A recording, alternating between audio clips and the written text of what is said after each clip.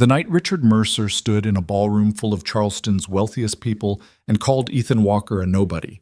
He had no idea he was talking to the man who had quietly saved over 400 children's lives. He had no idea that the grease-stained mechanic standing near the back of the room had spent 5 years donating $22 million to the very foundation Richard had spent those same 5 years slowly destroying. And he definitely had no idea that tonight, in front of every camera, every donor, every person who had ever dismissed Ethan Walker as invisible, the whole rotten truth was about to come apart.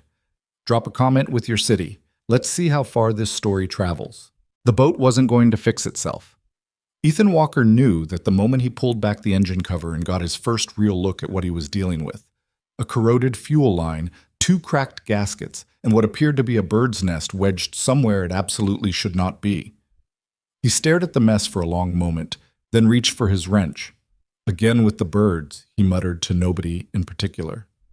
It was just past 7 in the morning on a Tuesday in late October, and the Charleston waterfront was doing what it always did at this hour, waking up slowly, reluctantly, like a person who'd stayed out too late the night before.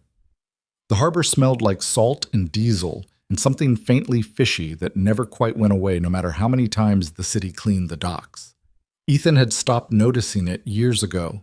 He was 32 years old, though most people who met him guessed older, not because he looked worn out exactly, but because there was something settled about him, a stillness in his eyes, a way of moving through the world without unnecessary noise.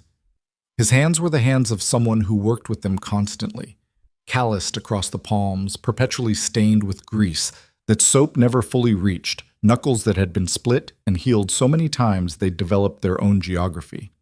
He wore the same thing he wore almost every day: dark work pants, a faded gray shirt with a small tear near the left shoulder that he kept meaning to fix. Steel-toed boots that were long past their prime, but still had miles left in them.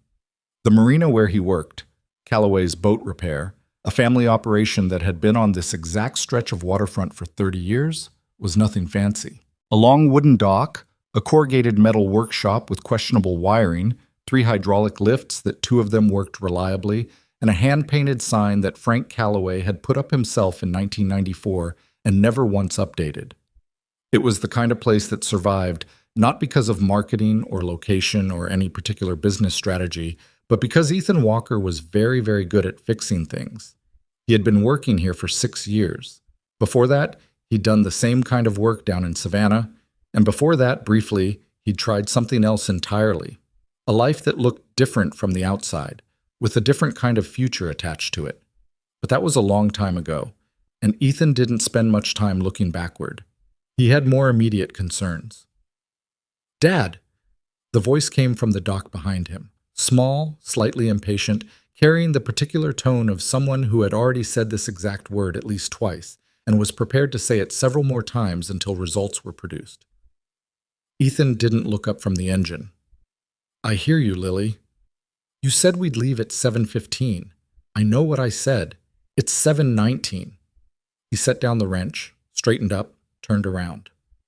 Lily Walker was 8 years old, and she was standing on the dock with her backpack already on both shoulders and her lunchbox held in front of her with both hands like she was presenting evidence in a court case. She had her mother's eyes, dark brown, almost black, with a directness in them that made adults instinctively want to explain themselves. She was wearing a purple jacket that she'd chosen herself and a pair of sneakers that lit up when she walked, which she still loved despite being, as she had informed Ethan recently, basically 9. "You have grease on your cheek," she said. He reached up and wiped his face with the back of his hand, which, given that his hand was also covered in grease, accomplished nothing visible.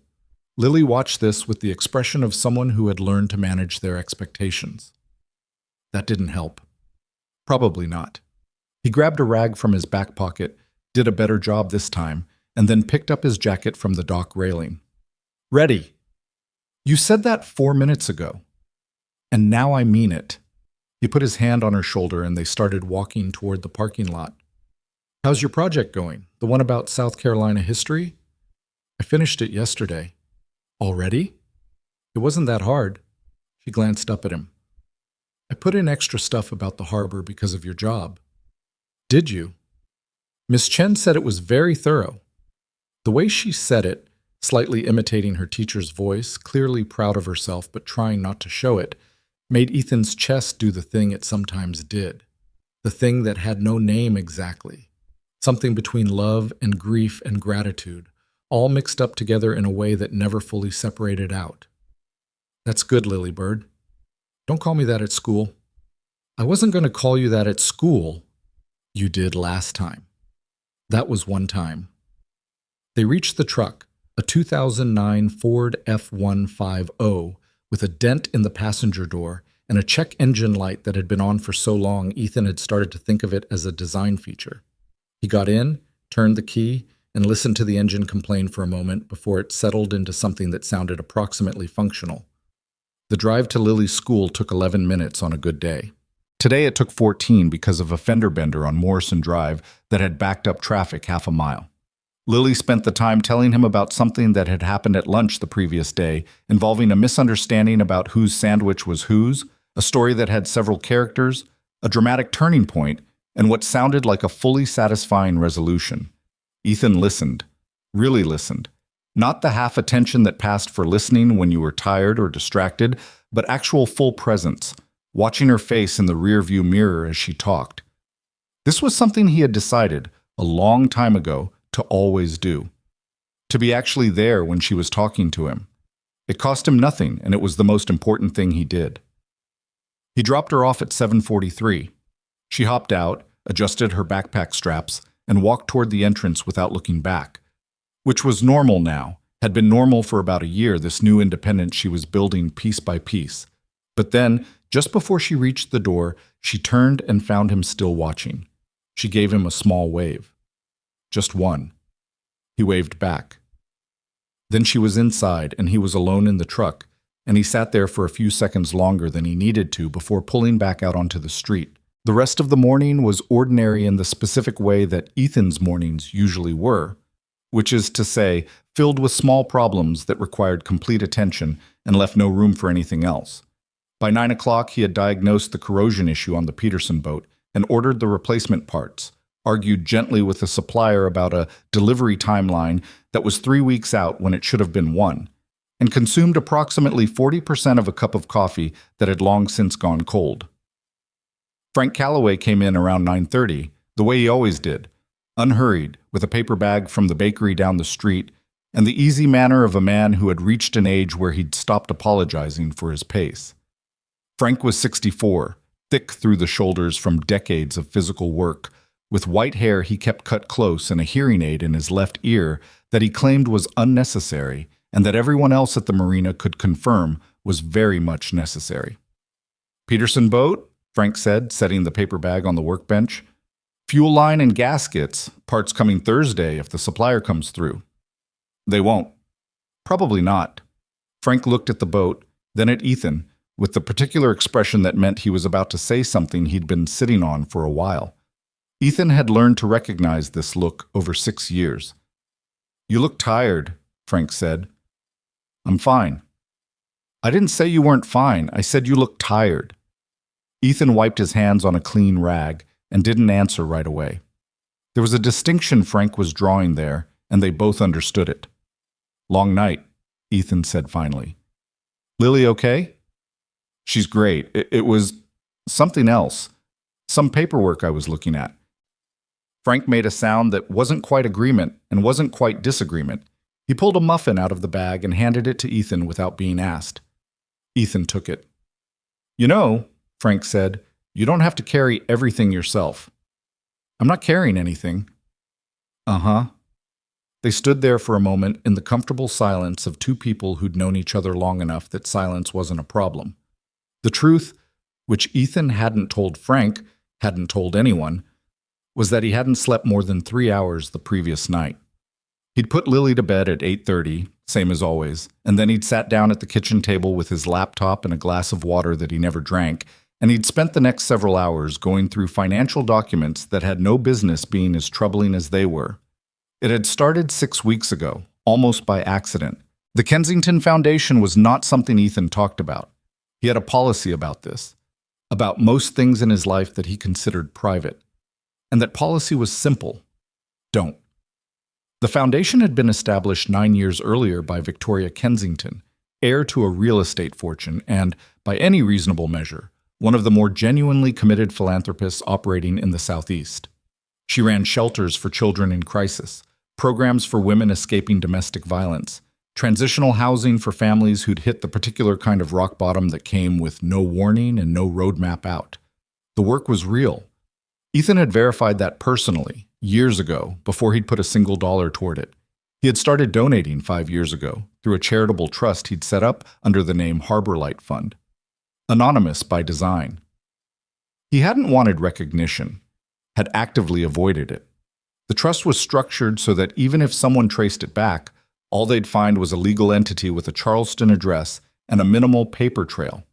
Where the money came from was its own complicated story, and not one that Ethan spent much time telling even to himself. The short version was that his late wife, Claire, had died 4 years ago. Cancer, fast and vicious, the kind that didn't give you time to say everything you needed to say, and had left behind, along with Lily and a grief that Ethan was still working through in the slow, private way that he worked through everything, a life insurance settlement and a small inheritance from her family. Claire had cared deeply about children who didn't have what Lily had. She'd volunteered at a shelter in Savannah before they'd moved, had talked about doing more someday when they had more to give. Ethan had used the money to do what she'd wanted to do. That was the whole story, as far as he was concerned. What was not supposed to be part of the story was the thing he'd noticed 6 weeks ago, when a quarterly report from the foundation had crossed his desk, forwarded to him automatically as part of the trust-donor relationship, and one of the line items had made him stop and read it twice. A construction disbursement, $2.4 million. A children's shelter in North Charleston, listed as completed. He had a specific memory of looking at that line item and feeling something shift slightly in his chest. Not alarm exactly, more like the mechanical equivalent of a sound a boat makes when something's not right. The kind of thing you can feel through your feet before you can name it. He knew that address. He'd driven past it 6 months ago, taking Lily to a birthday party in that part of the city. It had been an empty lot. He'd told himself he was misremembering. Looked up the address, found that the property records matched the location he was thinking of. Looked up aerial imagery and found an empty field. That was when he'd started paying closer attention. What he'd found over the following weeks, working quietly and methodically in the hours after Lily went to sleep, cross-referencing disbursement records against property registrations, permit filings, contractor licenses, was a pattern, not an obvious one. Whoever had built this had been careful. But careful wasn't the same as invisible, and Ethan had a particular gift for seeing the shape of things from incomplete information. 3 shelters that didn't exist. Possibly more. Construction companies that had no web presence, no licensed contractors, registered addresses that turned out to be mail drop services, money going out and nothing coming back except paperwork that looked real until you checked the details. Someone had been skimming from the Kensington Foundation. Significantly, systematically, for what looked like at least 2 years. The question was who? And the answer, the name that kept appearing in the authorization chains, the signature on the disbursement approvals, the point of contact for the construction vendors, was always Richard Mercer. Richard Mercer was not a man Ethan had ever met in person. He'd seen him in photographs, the foundation's website, the society page of the Charleston Courier, a profile piece in a business magazine from about 1.5 years ago. He looked exactly like what he was supposed to look like. 52 years old, silver-haired, expensive suits, the kind of face that conveyed competence and reasonableness in roughly equal measure. The kind of man who made other men nod when he spoke and made women in boardrooms feel they were dealing with someone who'd been told, early in life, to take up space and had followed that instruction faithfully. His official title was Chief Financial Officer of the Kensington Foundation. He had held that position for 4 years, having been recruited directly by Victoria Kensington from a financial services firm in Atlanta. His references had been impeccable. His credentials were real. And somewhere between legitimate employment and whatever he was doing now, he had made a decision. Ethan wasn't sure of the exact timeline yet. He needed more documents, and getting them legitimately was going to take time he wasn't sure he had. The Foundation's annual gala was in 3 weeks. The Harbor Legacy Gala, held every year at the Marquette Hotel, attended by the kind of donors whose checks had a lot of zeros, and whose continued support could make or break the organization's annual budget. If Ethan's reading of the financial records was right, Richard Mercer intended to make a very large transfer of funds immediately after the gala, when donor money would be at its seasonal peak, and then disappear. Which meant that if something was going to be done about this, it needed to happen in the next 3 weeks. The problem was, what exactly was Ethan supposed to do? He couldn't go to Victoria Kensington directly. Not yet. He had no proof that would survive scrutiny, just pattern recognition and a spreadsheet full of questions. Victoria had worked with Richard for 4 years. If Ethan walked in off the street, an anonymous donor whose identity she didn't even know, and told her that her CFO was stealing from children, the most likely outcome was that she'd protect the person she knew over the person she didn't. He could go to law enforcement, but the same problem applied.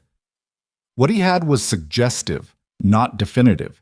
He'd spent enough time understanding how these things worked to know that financial fraud cases required documentation, not hunches, however well informed. So he did what he always did when a problem was bigger than the immediate moment. He kept working. Victoria Kensington's morning began, as it almost always did, with a phone call she didn't particularly want to take. "We need to go over the seating arrangements again," Richard's voice said on the other end. "The Whitmore table has a conflict with the arrangement we discussed last week." Victoria set down her coffee, a habit she'd had for 15 years, drinking it black, a preference she'd developed in college and never questioned since, and looked out the window of her penthouse office, 22 floors above King Street. The city spread out below her in the particular gold and blue morning light that made Charleston look like the kind of place people put on postcards, which it was, which was something she occasionally forgot when she was deep in the machinery of running an organization this size. "Which conflict?" she said. "Harold Whitmore can't be seated near the Ashford Group. There's history there." "There's history everywhere? We'll put a table between them." She heard him start to object and cut him off.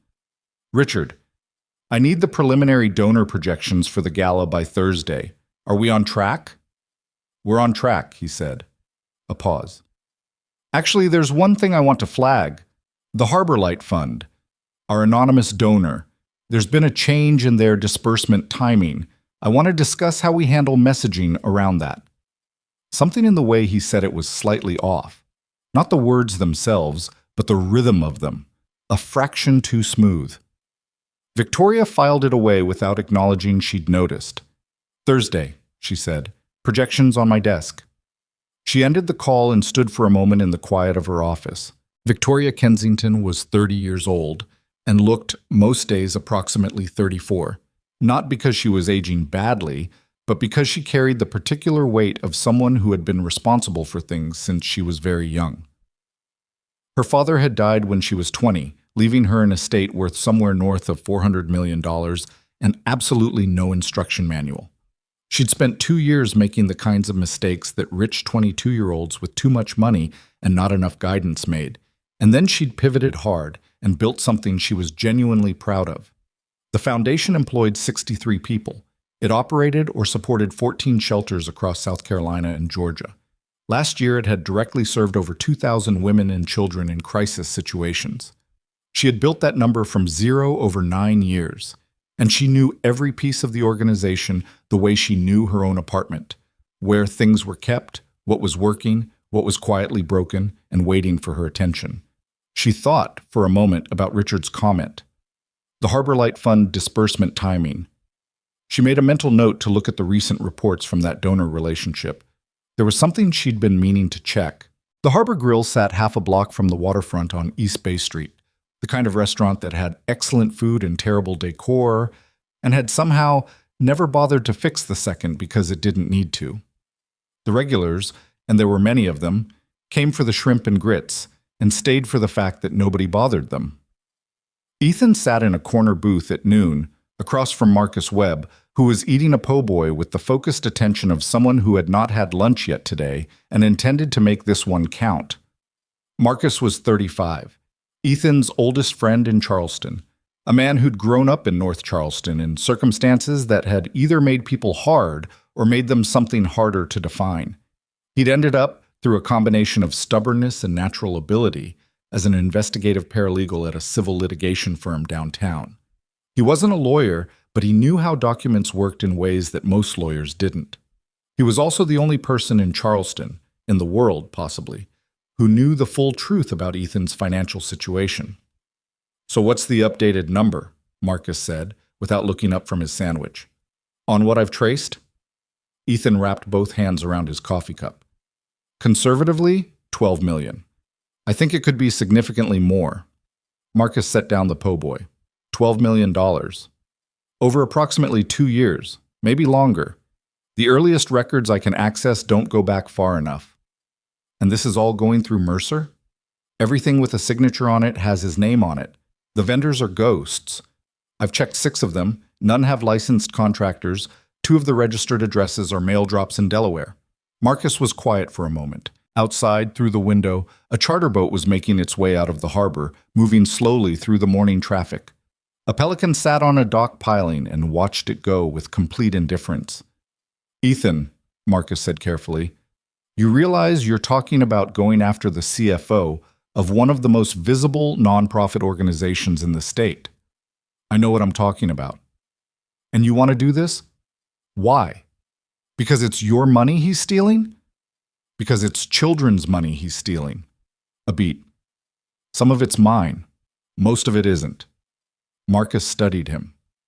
They had known each other for 9 years, since Ethan had first come to Charleston, and Marcus had a specific look he used when he was trying to figure out whether Ethan was being completely honest or was leaving out something important. He was using that look now. "There's something you're not telling me," Marcus said. "There are several things I'm not telling you. Some of them are relevant, some aren't. Which category does the anonymous donor thing fall into?" Ethan looked out the window. "Relevant." Marcus waited. "The Harbor Light Fund," Ethan said finally. "That's mine. I set it up 5 years ago." The silence that followed was the particular kind that happens when someone absorbs information they weren't expecting. Marcus processed it. Ethan watched him process it. "You've been donating to the Kensington Foundation for 5 years, Marcus said slowly. "Yes?" "Anonymously. Yes." "How much?" Ethan told him. Marcus picked up his po' boy, looked at it for a moment without eating it, and set it back down. "And you never told anyone?" "No." "Why not?" "Because it wasn't anyone else's business." Marcus shook his head slowly, not in disagreement exactly, but in the way of someone recalibrating what they thought they knew about a person they'd known for nearly a decade. "Okay," he said. "Okay. So you have skin in the game is what you're telling me." "I have skin in the game. And you want to build a case that's solid enough to actually do something with. I need documentation that won't fall apart under scrutiny. The shell company structure, the fund transfers, the construction records. I can see the shape of it, but I need the pieces to connect cleanly, and I need to understand how he's planning to move the money post-gala, because that's when he makes the real move. That's the transaction that'll be large enough to be undeniable." Marcus was quiet for a long moment. "I know somebody," he said finally. "At the SEC field office in Atlanta. She's not going to want to move fast, but if we put together a package that's thorough enough, she'll move." "How thorough?" "Very." Marcus finally picked up his sandwich and took a bite, chewing thoughtfully. "You should also think about whether you want to keep being anonymous. If this goes where you're describing, there's going to be a moment where someone needs to know who Harbor Light is." Ethan didn't answer that right away. He turned his coffee cup in a slow circle on the table. "One problem at a time," he said. Emily Parker was 26 years old and had been employed as a junior accountant at the Kensington Foundation for 14 months. She had a master's degree in accounting from the University of South Carolina, a student loan balance she tried not to think about too hard, and the specific professional vulnerability of someone who was very good at her job but still knew enough that she could be removed without anyone important asking too many questions. She had noticed the discrepancy for the first time 8 weeks ago. It was a small thing.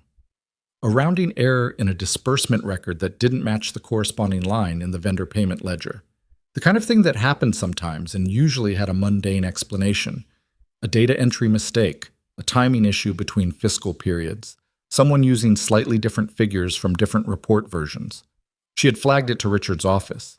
His assistant had told her it was already being looked at. 2 weeks later, she checked again. The discrepancy was still there, unaddressed. But the document had been edited. The timestamp showed it had been accessed and modified 3 days after she'd flagged it, and the modification hadn't corrected the discrepancy. It had buried it differently. Emily was good at her job. She didn't say anything. She started keeping copies.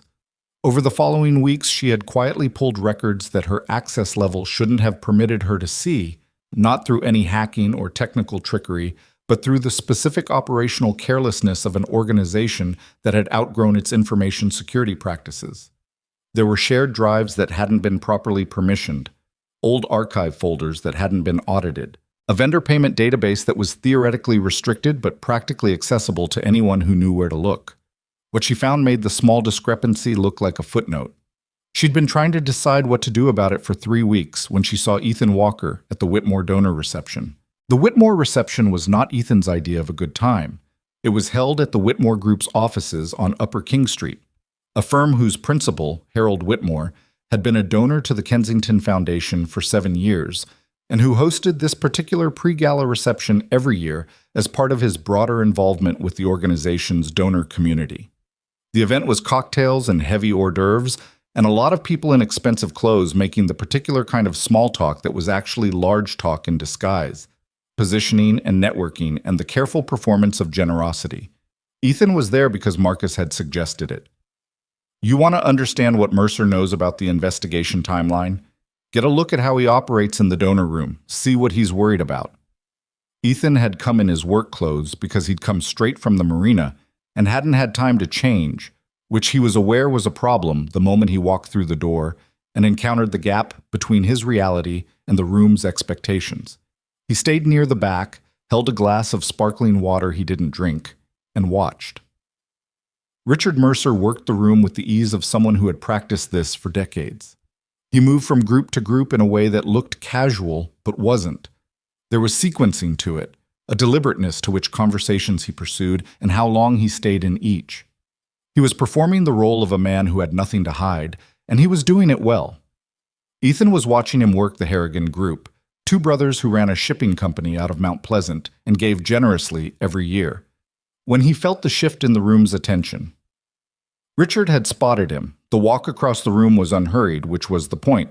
Richard moved through the crowd with the confidence of a man who had decided something and was executing on it, pausing to say hello to 2 people on his way over, demonstrating that he was choosing to do this, not reacting to it.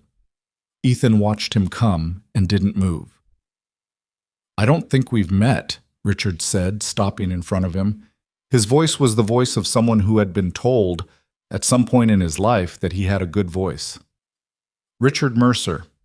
I'm the Foundation's CFO. Ethan Walker." He didn't offer his hand, not aggressively, just didn't reach for it. Richard's eyes moved over him. The work clothes, the boots, the lack of a name tag, which meant he'd either lost it or hadn't picked one up. "And how do you know the Foundation, Ethan?" "I do some repair work on the harbor. Maintenance." "Ah." And there it was, the infinitesimal pause before the pivot that signaled everything. "Maintenance. Right. Well, we're always glad to have community members take an interest in what we do." He said it pleasantly, with complete professionalism, and it was one of the more effective dismissals Ethan had encountered. The message was perfectly clear: you don't belong here. "Absolutely," Ethan said. He watched Richard's eyes scan the room, already moving on. "Well, enjoy the evening," Richard said, "and feel free to grab some food. The crab cakes are excellent." He said it the way someone would say it to a maintenance worker. And then he was gone, already turning toward a more useful conversation. Around them, a few people who'd caught the exchange looked away with practiced diplomacy. The implicit verdict was clear. The harbor mechanic had been gracefully put in his place. Ethan stood where he was and took a slow sip of his sparkling water. He wasn't embarrassed. He was thinking about the 3-second pause before Richard had said maintenance, and what it meant that Richard had filed him away in a particular category that quickly, and what that suggested about how Richard saw the people around him. It told him something useful. "That was interesting," said a voice beside him. He turned. A young woman, late 20s, dark hair pulled back, blazer over a simple black dress, a glass of white wine that looked untouched. She was looking at the space where Richard had been, not at Ethan. Was it? Ethan said. You didn't react the way most people would. She glanced at him sideways. Most people get uncomfortable when Richard does that. You looked like you were studying him. I was. She turned to look at him more directly. Her expression was careful, the look of someone who was deciding how much to say. I'm Emily. I work in the Foundation's accounting department. Ethan. A beat passed. The crab cakes are terrible, by the way, she said. I don't know why he always says that. Despite himself, Ethan almost smiled. Almost. Good to know. Emily looked at her wine glass, then back at the room. If you're actually interested in the Foundation's work, she said, very quietly, very carefully, and not just in whatever that conversation was, you might want to look at the Q3 disbursement report, the one that was published last month. A pause. Specifically, the North Charleston project line items. Ethan said nothing. His face gave nothing. Emily set her wine glass down on a nearby table. It was nice to meet you, Ethan. She walked away. He watched her go. Then he looked across the room at Richard Mercer, who was laughing at something Harold Whitmore had said, comfortable and certain in the middle of the room. He picked Lily up at 3:15. She came out of the school building at a dead run, the way she always did, as if the contained stillness of the classroom had built up pressure all day, and the release was a full sprint into the parking lot. He was standing by the truck, and she hit him at speed, backpack bouncing, and he caught her with both arms and lifted her briefly before setting her down. Did you get fired? She said. What? You left early. Frank texted me. She reached into her jacket pocket and produced his phone, which she had apparently been carrying. You left it on the workbench. He took the phone. There were 3 texts from Frank, which was 3 more than Frank usually sent. I had a meeting. What kind of meeting? A work kind. About boats? He opened the truck door for her. Sort of. She climbed in, and he went around to the driver's side, and they were halfway home before she spoke again. Dad? Yeah. Is something wrong? He glanced at her in the rear-view mirror. 8 years old, and she read him better than most adults he'd known. He'd wondered sometimes whether that was a gift or a burden, whether it cost her something to be so attuned to him, whether it meant she was using attention she should be spending on her own life to monitor his. Nothing's wrong with us, he said. There's something going on with some other people that I'm trying to help with. It takes up a little extra space in my head. That's all. She thought about this. Are they people you know? Sort of. Is it dangerous? He checked the mirror again. She was watching him with that direct look of hers, not frightened, just measuring. No, he said. She accepted this, or appeared to. With Lily, those were sometimes different things. That night, after she was asleep, Ethan went back to his laptop and spent 3 hours building the cleanest version of the financial case he could put together from what he had. He organized it the way Marcus had taught him, chronologically, with every assumption flagged, every inference labeled as inference rather than fact. He found 2 more construction vendors that matched the pattern, registered in 2021, no licensed contractors, mail drop addresses, payment records that matched exactly to the fund transfer timeline. At some point around 2 in the morning, he leaned back in his chair and looked at the ceiling and thought about Claire. Not in a painful way exactly. Or not only in a painful way. In the way he sometimes did, which was to ask himself quietly and privately whether he was doing the right thing. She had believed that helping people was simple, that you saw the need and you met it, and the complications were just the practical machinery of doing what was already obvious. He had been the one who saw complications everywhere, who wanted to think through consequences, who moved carefully. He didn't know who was right. He suspected she was, and suspected he would always suspect this, even years from now. He closed the laptop and went to bed. 3 days later, he got a call from a number he didn't recognize. He almost didn't answer it. He was under the hull of a 30-foot sailboat, working on a shaft seal, and his phone was in his shirt pocket where it vibrated twice before he registered it. He pulled it out, looked at the number, area code 803, which was Columbia, though that didn't mean much, and picked up. Mr. Walker, said a voice he didn't know. My name is Emily Parker. We met briefly at the Whitmore reception.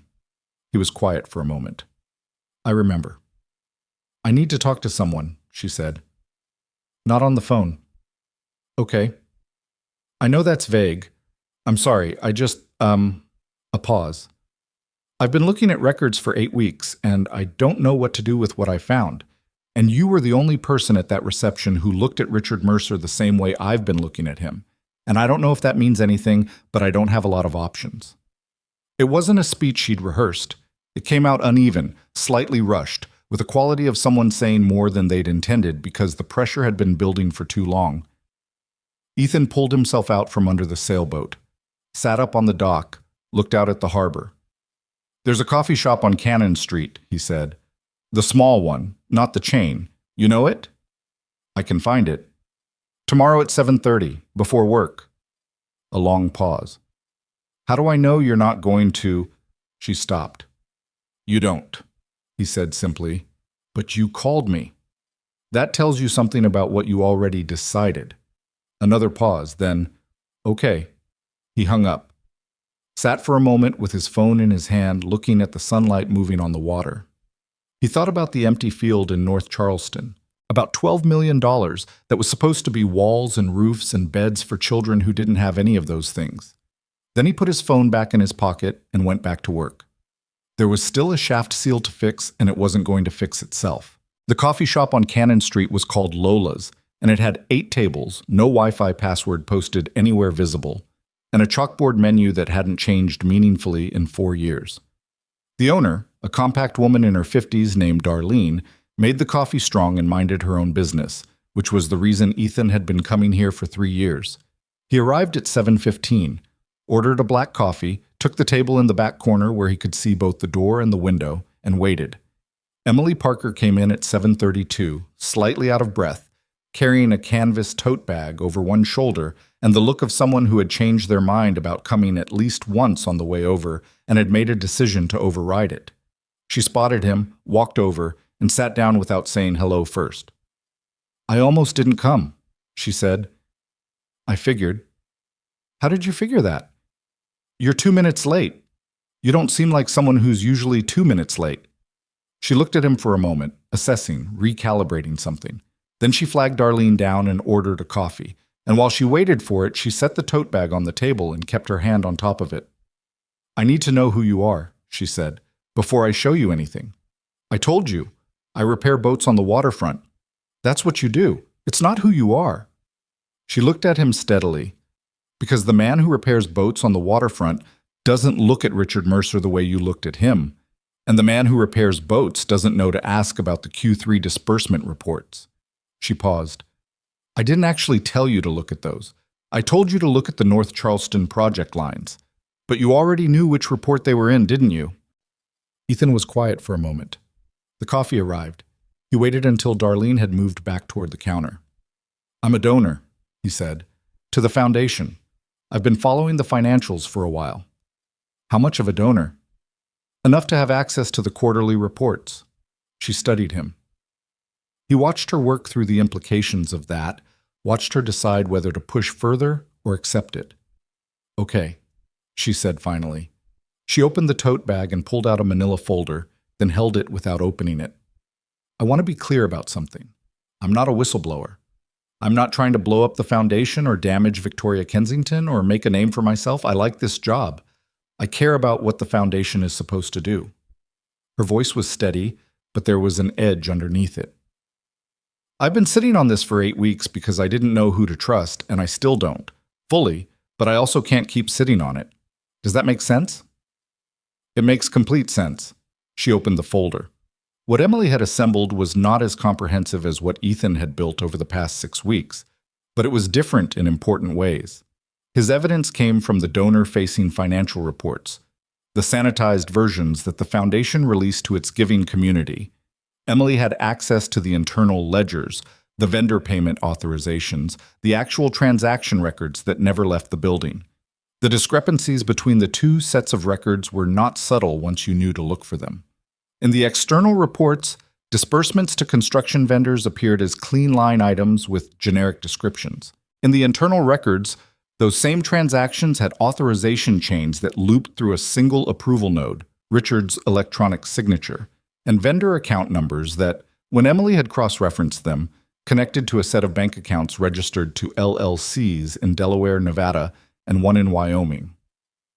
I checked the Wyoming one, Emily said, tapping a page in the folder. The registered agent is a law firm in Casper. They represent about 400 LLCs, cookie-cutter shell company infrastructure. Who does the Delaware one trace back to? That's where it gets harder. The registered agent is similar, a filing service, not a real law firm, but I found a secondary contact email in one of the vendor setup documents. Someone had to input that email when they registered the vendor in our system. She turned to a page near the back. The email domain is from a private provider. I can't access the account itself, but the username, she pointed. Look familiar? Ethan looked at the username, R.Mercer_consulting. He looked up at Emily. He didn't even bother to use a different name, she said, and there was something in her voice that sounded like the particular anger of someone who had been disappointed by the sloppiness of it. Not just the crime itself, but the disrespect of it, the laziness of a man who expected to never be questioned. How far back does this go in the internal records? Ethan said. The earliest I can find with this pattern is about 2.5 years ago. She turned another page. But look at the transaction volumes. In the first year, the amounts are smaller, under $500,000 in total. Then they escalate. In the last 12 months, she put her finger on a total at the bottom of a column. That's just what I can document cleanly. Ethan looked at the number. It was larger than what he'd estimated. He was quiet for a moment, looking at the page. Outside, through the window, a delivery truck was trying to parallel park on Cannon Street and failing in a slow, committed way. A cyclist swerved around it. Ordinary morning. Has anyone else in the accounting department noticed this? He said. I don't know. I haven't asked anyone directly. She folded her hands on the table. I had a supervisor, Janet Marsh, senior accountant, been there 11 years. About 3 weeks ago, she told me she was leaving. Voluntary resignation, she said. Opportunity elsewhere. But she was gone in 48 hours, and Richard was the one who handled the transition, not HR. Emily paused. I tried calling her. She didn't answer. I left a message. She hasn't called back. Ethan thought about that. Have you documented everything you're showing me? Kept copies somewhere outside the Foundation's systems? Yes, encrypted, off-site. She looked at him. I'm not naive about what I'm dealing with. No, you're not. He looked at her for a moment. The controlled tension in how she held herself, the way her eyes were slightly tired from weeks of late nights, and the specific strain of carrying something like this alone. She was 26, he remembered, and she'd handled this with more discipline than most people twice her age would have managed. You've done good work, he said. Careful work. She blinked, seemed momentarily at a loss for what to do with a direct compliment. I just did what made sense. Most people don't. He slid the folder back across the table to her. Keep this with you. Don't leave it anywhere connected to the Foundation. And don't tell anyone else what you've told me. Not yet. What are you going to do? I'm going to talk to someone who knows how to build a legal case from this kind of documentation, and I'm going to need a few more pieces before this is solid enough to survive. How much time do we have? Ethan picked up his coffee, which had gone slightly cold while they were talking. The gala is in 18 days. Whatever he's planning, and I believe he's planning to move a significant amount right after the gala donations come in, it happens in that window. Emily absorbed this. 18 days. So we move carefully, but we don't move slow. She looked down at the folder in her hands. There was a long pause, the kind where someone is working through something internal, something the conversation couldn't help with. What happens to the Foundation if this goes public? She said quietly. To Victoria, to the shelters that are actually real. It was the right question to ask, and the fact that she was asking it told him something about her that the folder full of meticulous documentation had also already told him. If it goes right, Ethan said, the Foundation survives. The money gets recovered. And the people who are actually serving in those shelters keep working. He met her eyes. That's what we're building toward. Not the exposure, the survival. She nodded slowly. Something settled in her face, Not relief exactly, but the look of someone who had found a direction to move in after weeks of standing still. "Okay," she said. "What do you need from me?" They stayed in Lola's for another 40 minutes. By the time Emily left, she had a specific list and Ethan had a significantly clearer picture of the internal mechanics of what Richard had built. He sat for a few more minutes after she left, turning his coffee cup in circles on the table, thinking. Then he paid for both coffees. Emily had tried to pay for her own and he'd waved it off without discussion, and went back to the marina. There were boats to fix. There were always boats to fix. And for the first time in 6 weeks, the shape of what he was dealing with had edges he could see all the way to. That didn't make it less serious. If anything, it made it more serious. What Emily had shown him pushed the documented total well past $15 million. And the acceleration curve in those final 12 months told a story that Ethan read clearly. Richard Mercer was not a man who had slowly lost his way. He was a man who had been planning an exit. The gala was the last stop. Ethan needed to make sure it was also the last thing Richard Mercer thought he'd gotten away with. Victoria had been up since 5:30, which was an hour earlier than usual, which meant that something was wrong even before she could articulate what it was. She stood at her kitchen counter in an oversized sweatshirt that had been her father's, and made coffee, and stared at the city through the floor-to-ceiling windows of her apartment while the sky went from dark gray to a thin, colorless pre-dawn, and then slowly to something approaching light. The city at this hour was different, quieter, stripped of its performance, just the actual physical fact of buildings and streets and the harbor in the distance with its lights reflecting on the dark water. She had been trying to put her finger on something for 3 days.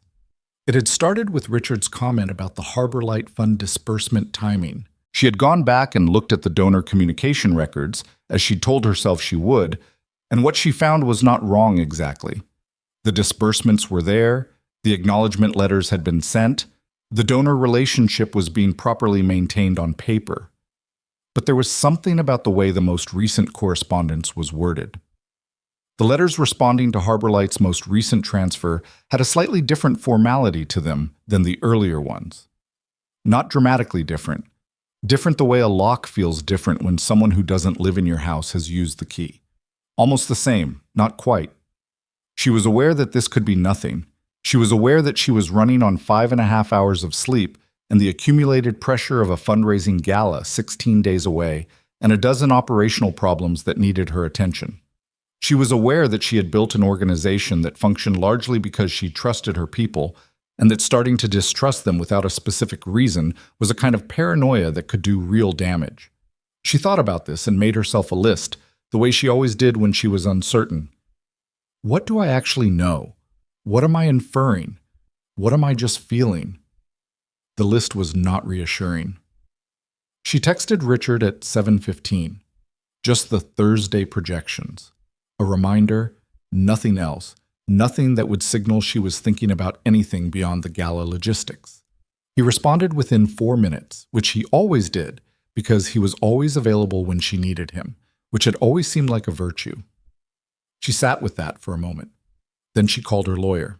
Sarah Chen, no relation to Lily's teacher, had handled the foundation's legal affairs for 6 years and operated on the principle that the most important thing she could do for her clients was tell them things they didn't want to hear clearly enough that they actually heard them. She picked up on the second ring, which meant she was already at her desk, which was normal for Sarah. "You have a question," Sarah said in lieu of hello. "Ask it." "Hypothetically," Victoria said, "if I wanted to conduct an internal financial review, not a standard audit, something more targeted, who would I use and how would I do it without creating the impression that I suspect anyone specific of anything?"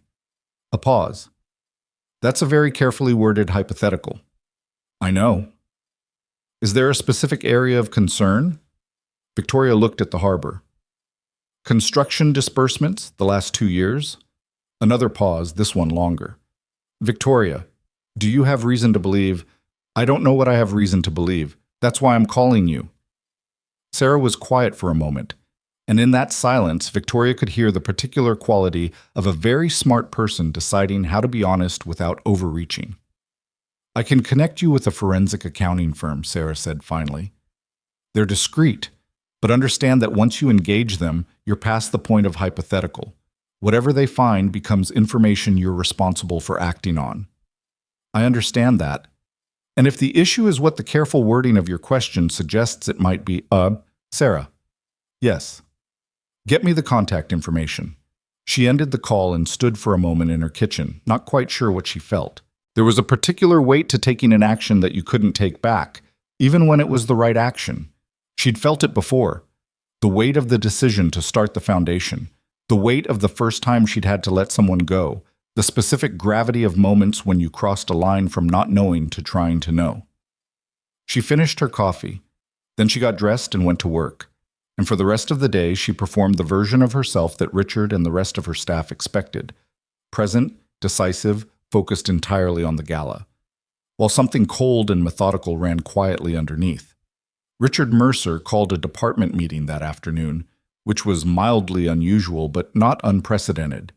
He used these periodic all-hands sessions to align the team on messaging and ensure everyone was carrying the same narrative about the foundation's work.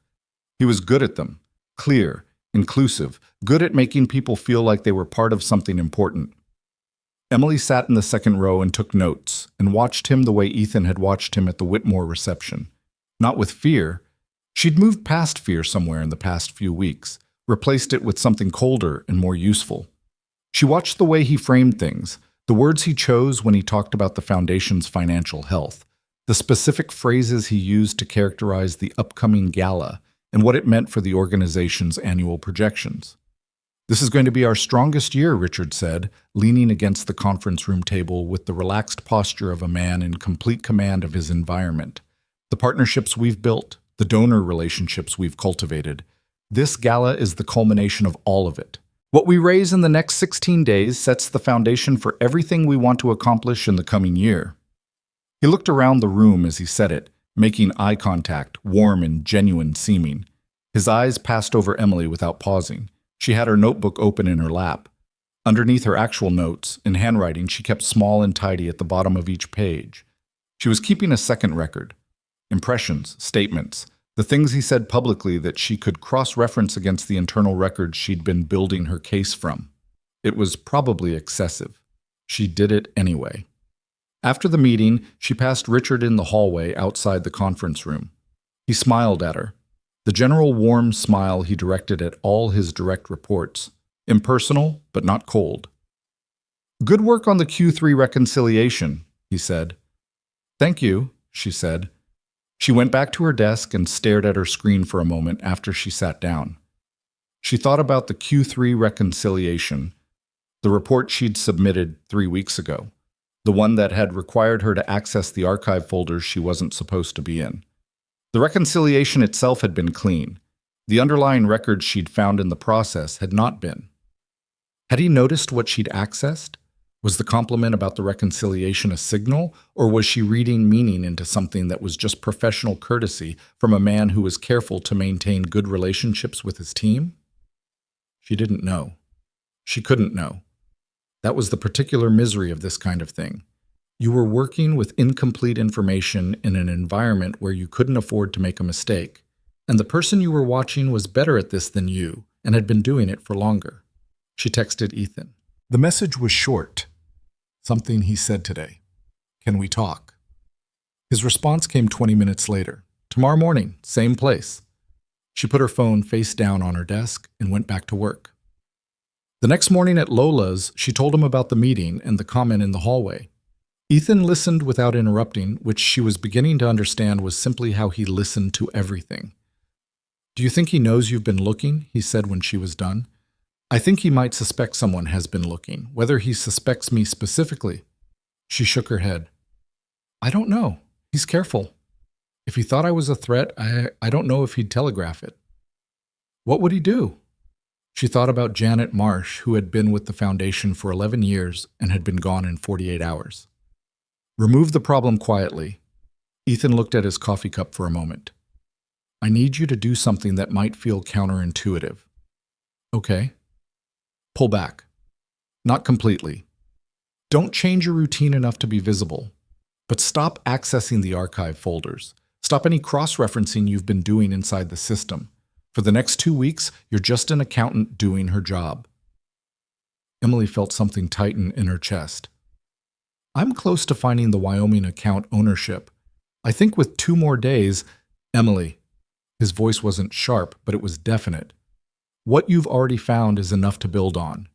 If he thinks someone is actively investigating him inside the organization, he moves faster, or he moves the money earlier. We need him to feel safe until we're ready. He looked at her. I know it's hard to stop when you're in it. She looked at her hands.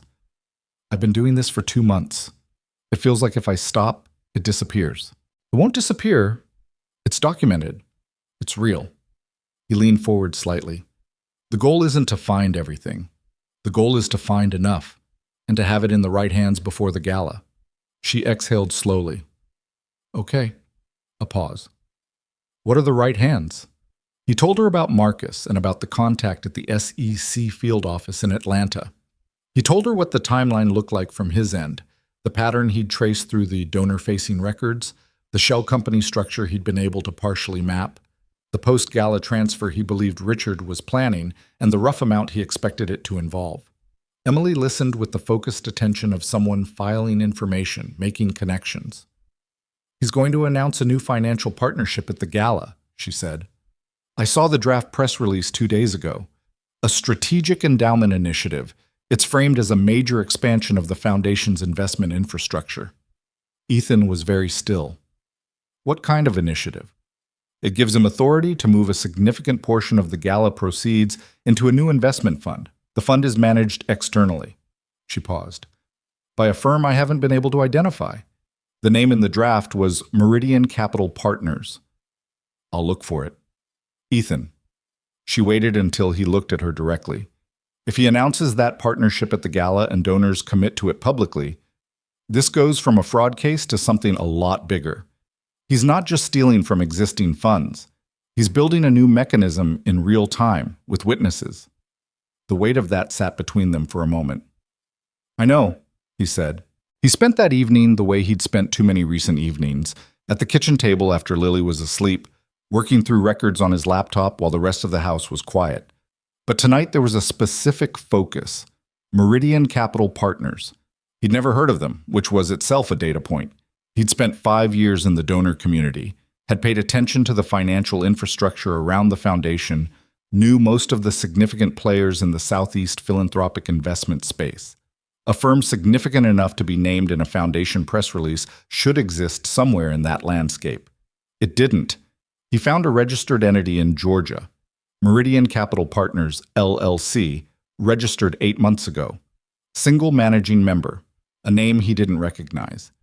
He spent an hour trying to trace the name and found only a thin digital presence that felt constructed rather than accumulated.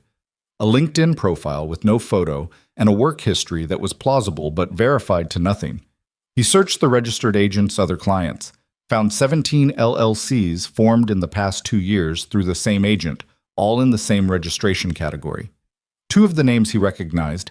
He'd seen them in the vendor payment records Emily had shown him. A third matched an address he'd found in his own research 3 weeks ago. Richard hadn't just built a system to steal from. He'd built an exit infrastructure, and he'd been constructing it for a long time. Ethan called Marcus at 10:45, which was late, but not egregiously so by Marcus's standards. Meridian Capital Partners, he said when Marcus picked up. Georgia LLC, formed 8 months ago. I'm sending you the registration details now. He heard Marcus typing. A pause. Oh, that's not subtle. No. You want me to send this to Atlanta?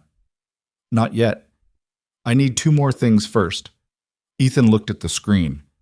I need to know the actual account structure behind Meridian, where money paid to them ends up, and I need to understand the timing of the endowment announcement at the gala. If donors are making commitments publicly that night, we can't wait until after the gala to move. Marcus was quiet for a moment. You're talking about doing this at the gala. I'm saying we need to be ready for it to happen at the gala if the timeline forces it. Another pause. That's a very different thing than building a package for the SEC. I know. You're talking about a room full of donors, media, the foundation's entire board. Marcus, I'm just making sure you understand what you're describing. I understand it. Ethan leaned back in his chair. You know what he said to me at the Whitmore reception? That the crab cakes were excellent. He pointed me to the food. Like I was the catering staff. Like I'd come to the wrong party and someone needed to manage me gently towards something more appropriate. A pause. I don't care about that. I genuinely don't.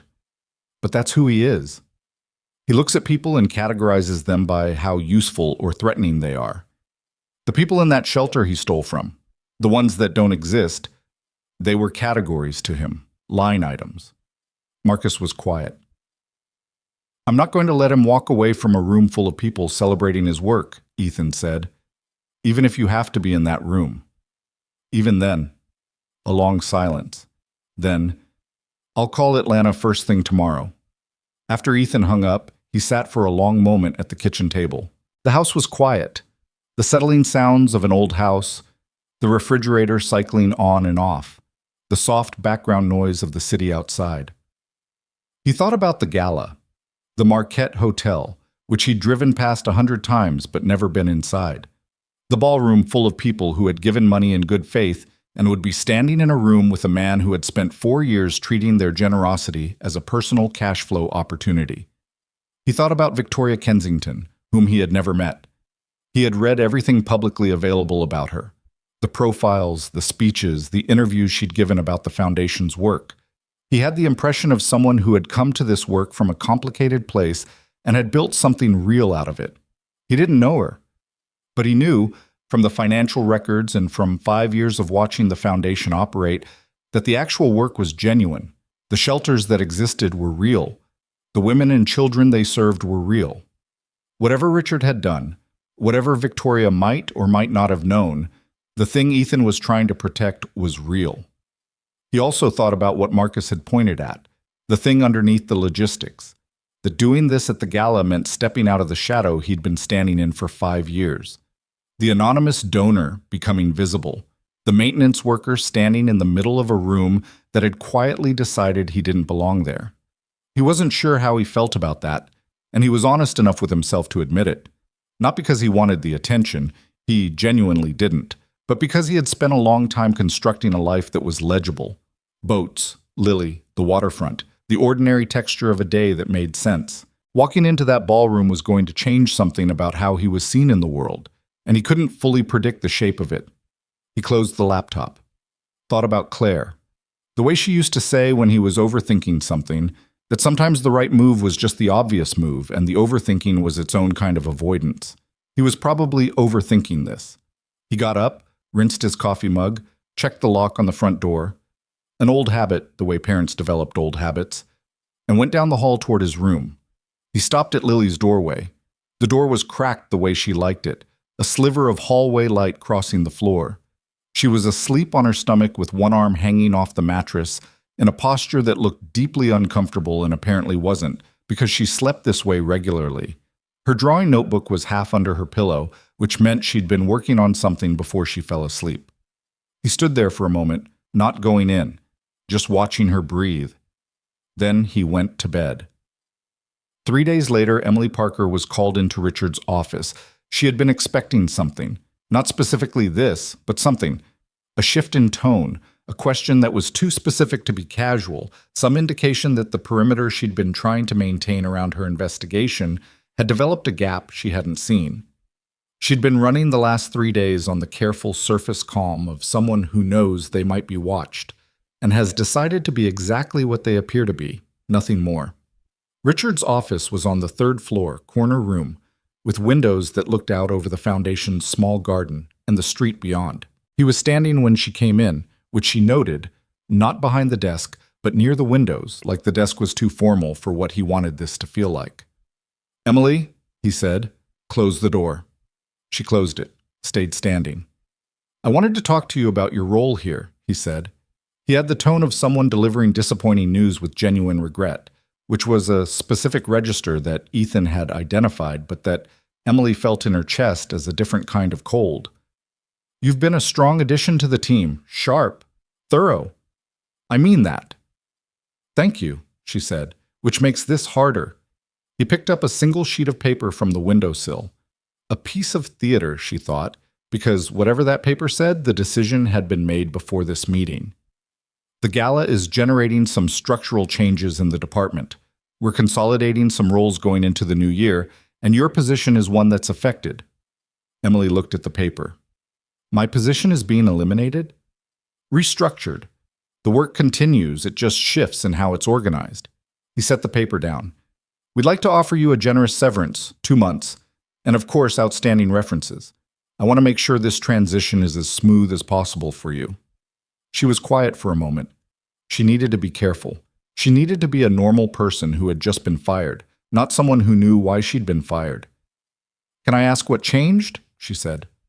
I haven't received any performance concerns. It's not performance-based, he said smoothly. These decisions are purely structural. Budget, scope realignment, it's not a reflection on your work. She nodded once. When is my last day? Friday. He said it without flinching. Today was Tuesday. We'd like to handle the transition cleanly, so after today we'll have IT manage your system access as we move through the process. Standard procedure for role eliminations. Her system access. The record she'd been careful not to touch for 3 days, which meant that after today, she couldn't access them even if she'd wanted to. Of course, she said. I understand. He extended his hand. She shook it because not shaking it would have been the only thing in this conversation that wasn't careful and controlled. She left his office, walked to her desk, sat down, and for exactly 4 minutes she stared at her screen and did not react. Then she picked up her phone, typed a text to Ethan under her desk. He just fired me. System access gone by end of day. Meet tonight? She set the phone back down, looked at her screen. Then, because she was at work and she was a professional, and she had 4 minutes of controlled reaction used up, and it was time to be done with that, she opened the quarterly budget file she'd been working on before the meeting and went back to work. Ethan's response came 8 minutes later, Lola's, 7 p.m. She kept her face neutral and kept working. He was already there when she arrived, sitting in the same corner table, the same black coffee.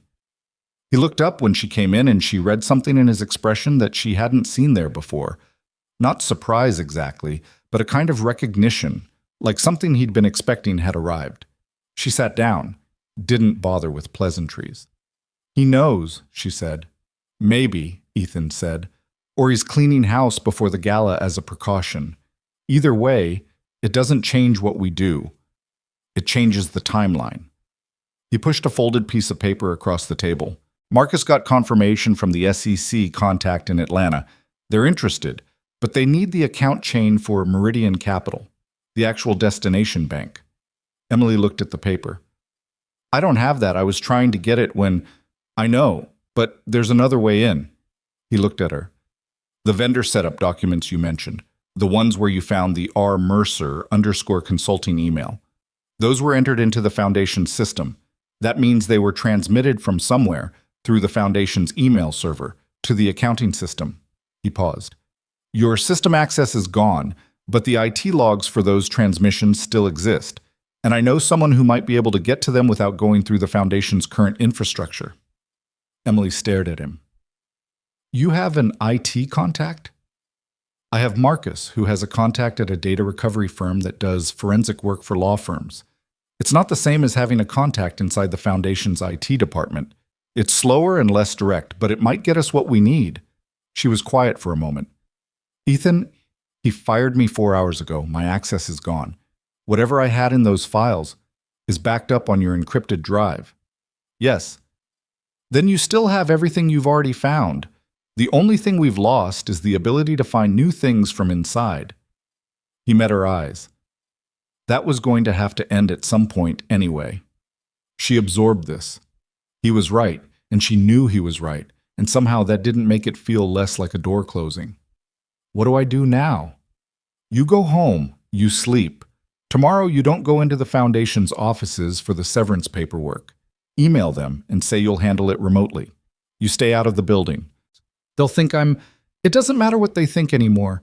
What matters is that Richard Mercer goes into that gala in 12 days believing he's handled whatever made him uncomfortable.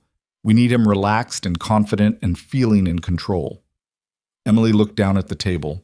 She turned her coffee cup in a slow circle, a gesture that, she realized after a moment, was something she'd seen Ethan do. Some borrowed habit she'd picked up without noticing. There are 240 children currently in shelters the foundation directly supports, she said quietly. I looked it up last week. Ethan didn't say anything. I keep thinking about that number, she said, that it's not abstract. It's 240 specific people who are there because the foundation works, because some part of this organization is actually doing what it's supposed to do. She looked up at him. We can't let the investigation damage that. We're not going to, he said. She heard it in his voice, not the reassurance of someone managing her feelings, but the statement of someone who had already decided. She had spent 2 months uncertain about almost everything connected to this situation. In this moment, she was certain about exactly one thing, and that was that Ethan Walker was not going to let those shelters come apart. She didn't know how she knew that. She just did. She picked up her coffee and drank it, cold as it was. Okay, she said. What do we do in the 12 days before the gala? He told her. And outside, through the window of Lola's, the city went on. Traffic moving on Cannon Street. Someone's music from an open apartment window 2 floors up. A dog pulling at its leash while its owner looked at their phone. The ordinary, unmistakable noise of a city that didn't know what was being built in a corner coffee shop at 7:15 on a Wednesday evening by a mechanic who couldn't sleep and a 26-year-old accountant who had just lost her job. 12 days was not a long time. It would have to be enough. 12 days felt like a long time until it didn't. The first 3 passed in a kind of controlled urgency that Ethan managed the way he managed most things, methodically, without wasted motion. He worked his regular hours at the marina, picked Lily up from school, made dinner, helped her with homework, put her to bed. Then he sat at the kitchen table and worked on the other thing until he couldn't keep his eyes open. Marcus had a contact at a forensic data firm called Lighthouse Analytics, a small operation run by a former FBI digital forensics specialist named Danny Cho, who now worked exclusively for civil litigation and occasionally, when Marcus asked, for situations that occupied the gray zone between civil and criminal. Danny was not cheap and was not fast, but he was thorough in the way that only someone who had spent 15 years building federal cases understood thorough to mean. Ethan had called Danny directly on the morning after Emily's firing and explained what he needed. The email transmissions from the vendor setup process, specifically the routing headers that would show where the emails originating the vendor account for Meridian Capital Partners had been sent from. If Richard had set up the account from a personal device, the metadata would trace to that device. If he'd used a separate email infrastructure, that infrastructure would have its own traceable signature. Danny had listened without interrupting, asked 4 questions, and said he could have something in 4 to 5 days. I need it in 3, Ethan said. 4, Danny said, and that's me moving fast. He got it in 4 days, which was also 3 days before the gala. The results were not what Ethan had expected, but they were better. The vendor registration emails for Meridian Capital Partners had been sent from a device registered to a mobile data account, not a business account, a personal cellular plan. The account was registered to a name that wasn't Richard Mercer's, but the billing address on the account matched a property in Mount Pleasant that, when Ethan ran it through the county property records, was owned by a limited liability company. The LLC's registered agent was the same firm in Delaware that had registered 2 of the other vendor shell companies. It was not a direct line. It was a trail of breadcrumbs that required someone to walk the whole path to see where it led. But it connected. Every piece connected, if you were willing to follow it far enough. He sent the full package to Marcus that night. Everything he had, everything Emily had given him, Danny's forensic report, his own traced analysis of the shell company network. Marcus assembled it into the format his SEC contact had specified and submitted it electronically at 11:40 the following morning. The contact's name was Sandra Reyes. She was a senior enforcement specialist at the SEC's Atlanta regional office and had been there for 11 years, which meant she had seen most of the ways that financial fraud could be constructed and had the particular professional patience of someone who had learned not to rush the moment when things became legally actionable. She called Marcus at 2 in the afternoon. Marcus called Ethan at 2:17. She's taking it, Marcus said, without any preamble. She's putting a team on the Meridian account chain and the Shell Company network tonight. She says if the bank account trail confirms what the document trail suggests, she can have federal agents in Charleston before the end of the week. Ethan set down the wrench he'd been holding. He was under the hull of a 32-foot motor yacht whose owner had managed, through what must have been genuinely impressive negligence, to crack both propeller shafts. He sat up on the dock. "What does she need from us?" he said. "She needs the gala timeline. Specifically, she wants to know when and how Richard is planning to announce the Meridian partnership." "I can get that." "Ethan," Marcus paused. "She also asked about the anonymous donor. She said it's going to come up during the case, that the prosecution will want to establish the full scope of the fraud, and the Harbor Light Fund is going to be part of that picture. She wants to know if you're prepared for your name to be part of the record." Ethan was quiet for a moment. On the water 30 feet from where he was sitting, a kayaker was making slow progress against the incoming tide, paddling steadily without seeming to gain much ground. "Tell her yes," he said. After he hung up, he sat on the dock for a few minutes longer than he needed to. He thought about what it would mean for Lily. Not immediately, not catastrophically, but in the way that visibility always had small consequences. People would know. People he'd never met would have opinions about the choices he'd made and why he'd made them. He decided he could live with that. He went back to work on the propeller shafts. Victoria received the anonymous package on a Tuesday morning. It came by messenger. A sealed envelope addressed to her personally, delivered to the Foundation's reception desk at 8:50 a.m. with no return address. The receptionist brought it up with the rest of the morning mail. Victoria opened it at her desk between a meeting and a phone call, expecting something routine. It was not routine. Inside was a USB drive and a single printed page. The page had no letterhead, no signature. It read, "The following documentation concerns financial irregularities in the Foundation's construction disbursement records, 2022 to present. Several completed shelter projects reported in the Q3 and Q4. 2022 to 2023 reports do not correspond to actual constructions. Physical verification is recommended at the following addresses." Below that were 4 addresses, 2 in Charleston, 1 in Columbia, 1 in Savannah. Victoria read the page twice. Then she read it a third time, more slowly. She looked at the USB drive for a long moment. Then she set it aside, picked up her phone, and called Sarah Chen. "I need you to look at something," she said. Sarah came to the office within the hour. She brought a laptop that was not connected to the Foundation's network and plugged in the USB drive and opened the files in silence while Victoria stood at the window looking at King Street below. The silence lasted 11 minutes. "Victoria," Sarah said, and something in her voice made Victoria turn around. "You need to look at this." She looked. The files were financial records, formatted clearly, annotated, the kind of documentation that didn't suggest an amateur. Transaction chains, vendor registrations, account numbers, photographs of the property addresses with timestamps.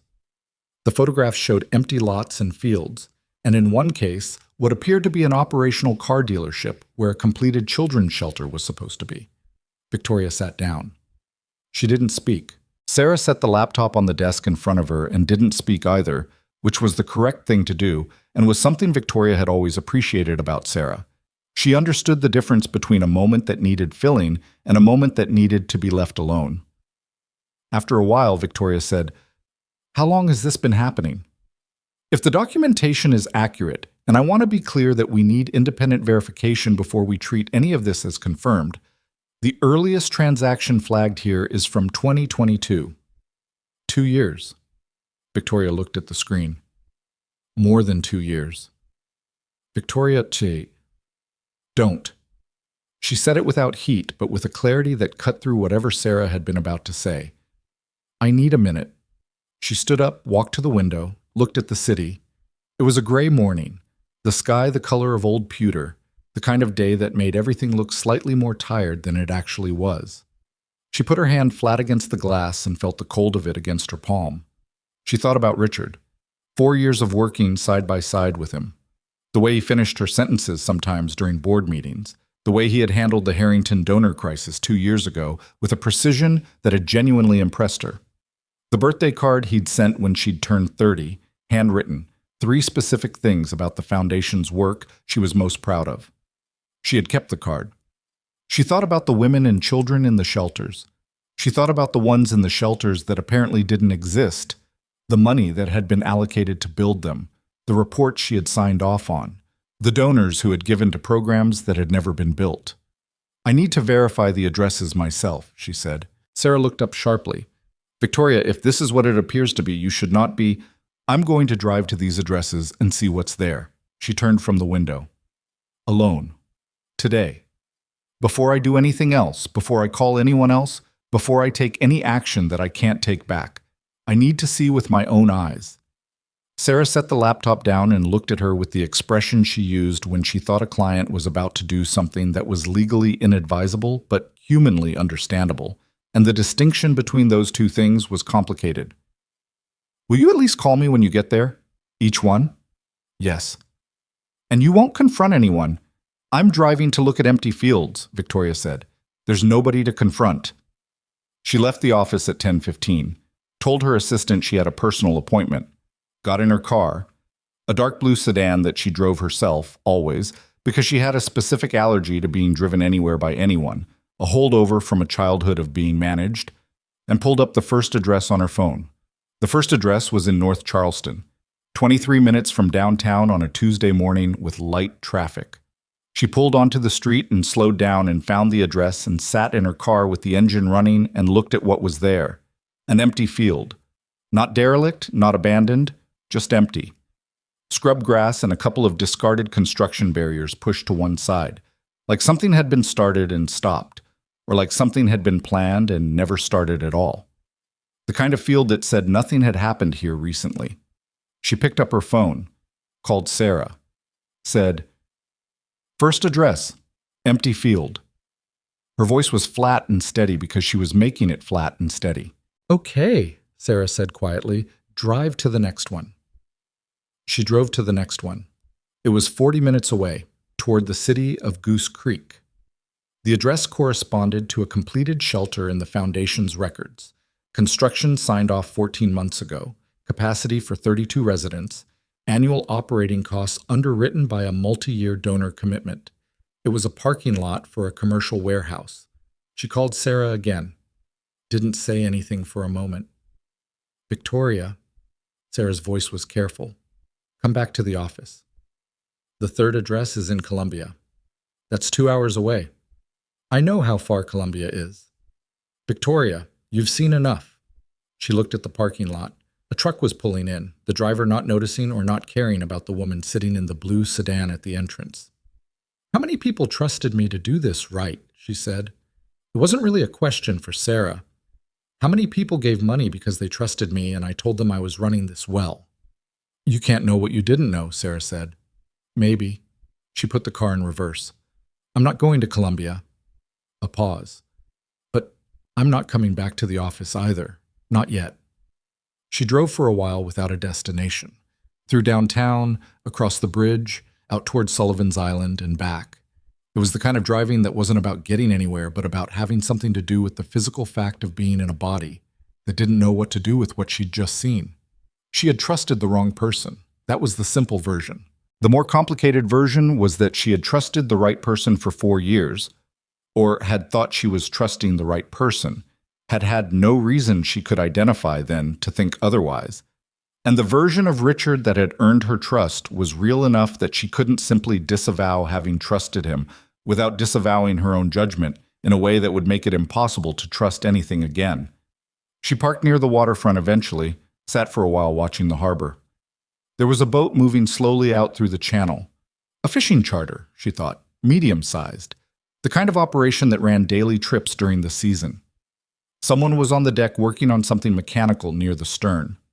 She wasn't thinking about the boat. She was thinking about what Richard had said at the staff meeting 2 weeks ago. This is going to be our strongest year. The way he'd said it, with what had looked and felt like genuine investment, genuine pride. She had been in that meeting. She had nodded. She had felt, briefly, the same pride. She needed to understand what she was going to do in the next 7 days. The gala was in 7 days. 7 days.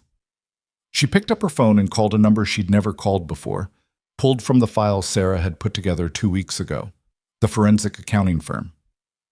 A man named Robert Hadley answered on the second ring. "My name is Victoria Kensington," she said. "My attorney sent you a preliminary inquiry 2 weeks ago. I need to formally engage your services as of today." "Of course," said Robert Hadley. "Can you tell me the scope of what you need?" "Everything," she said. "All of it. As fast as you can possibly do it." She drove back to downtown, went to Sarah's office instead of her own, spent 3 hours with Sarah and Robert Hadley on a conference call, laying out what she knew and what she suspected and what she needed confirmed before the gala. At no point did she call Richard. At no point did she tell anyone on her staff what she was doing. She went home that evening and sat in her kitchen, not the penthouse office, the actual kitchen of her apartment where she cooked when she cooked and ate alone most nights and occasionally left dishes in the sink longer than she should, and she made herself eat something she didn't taste and thought about the 240 children in the shelters she had built and the ones that didn't exist and what she owed to both groups.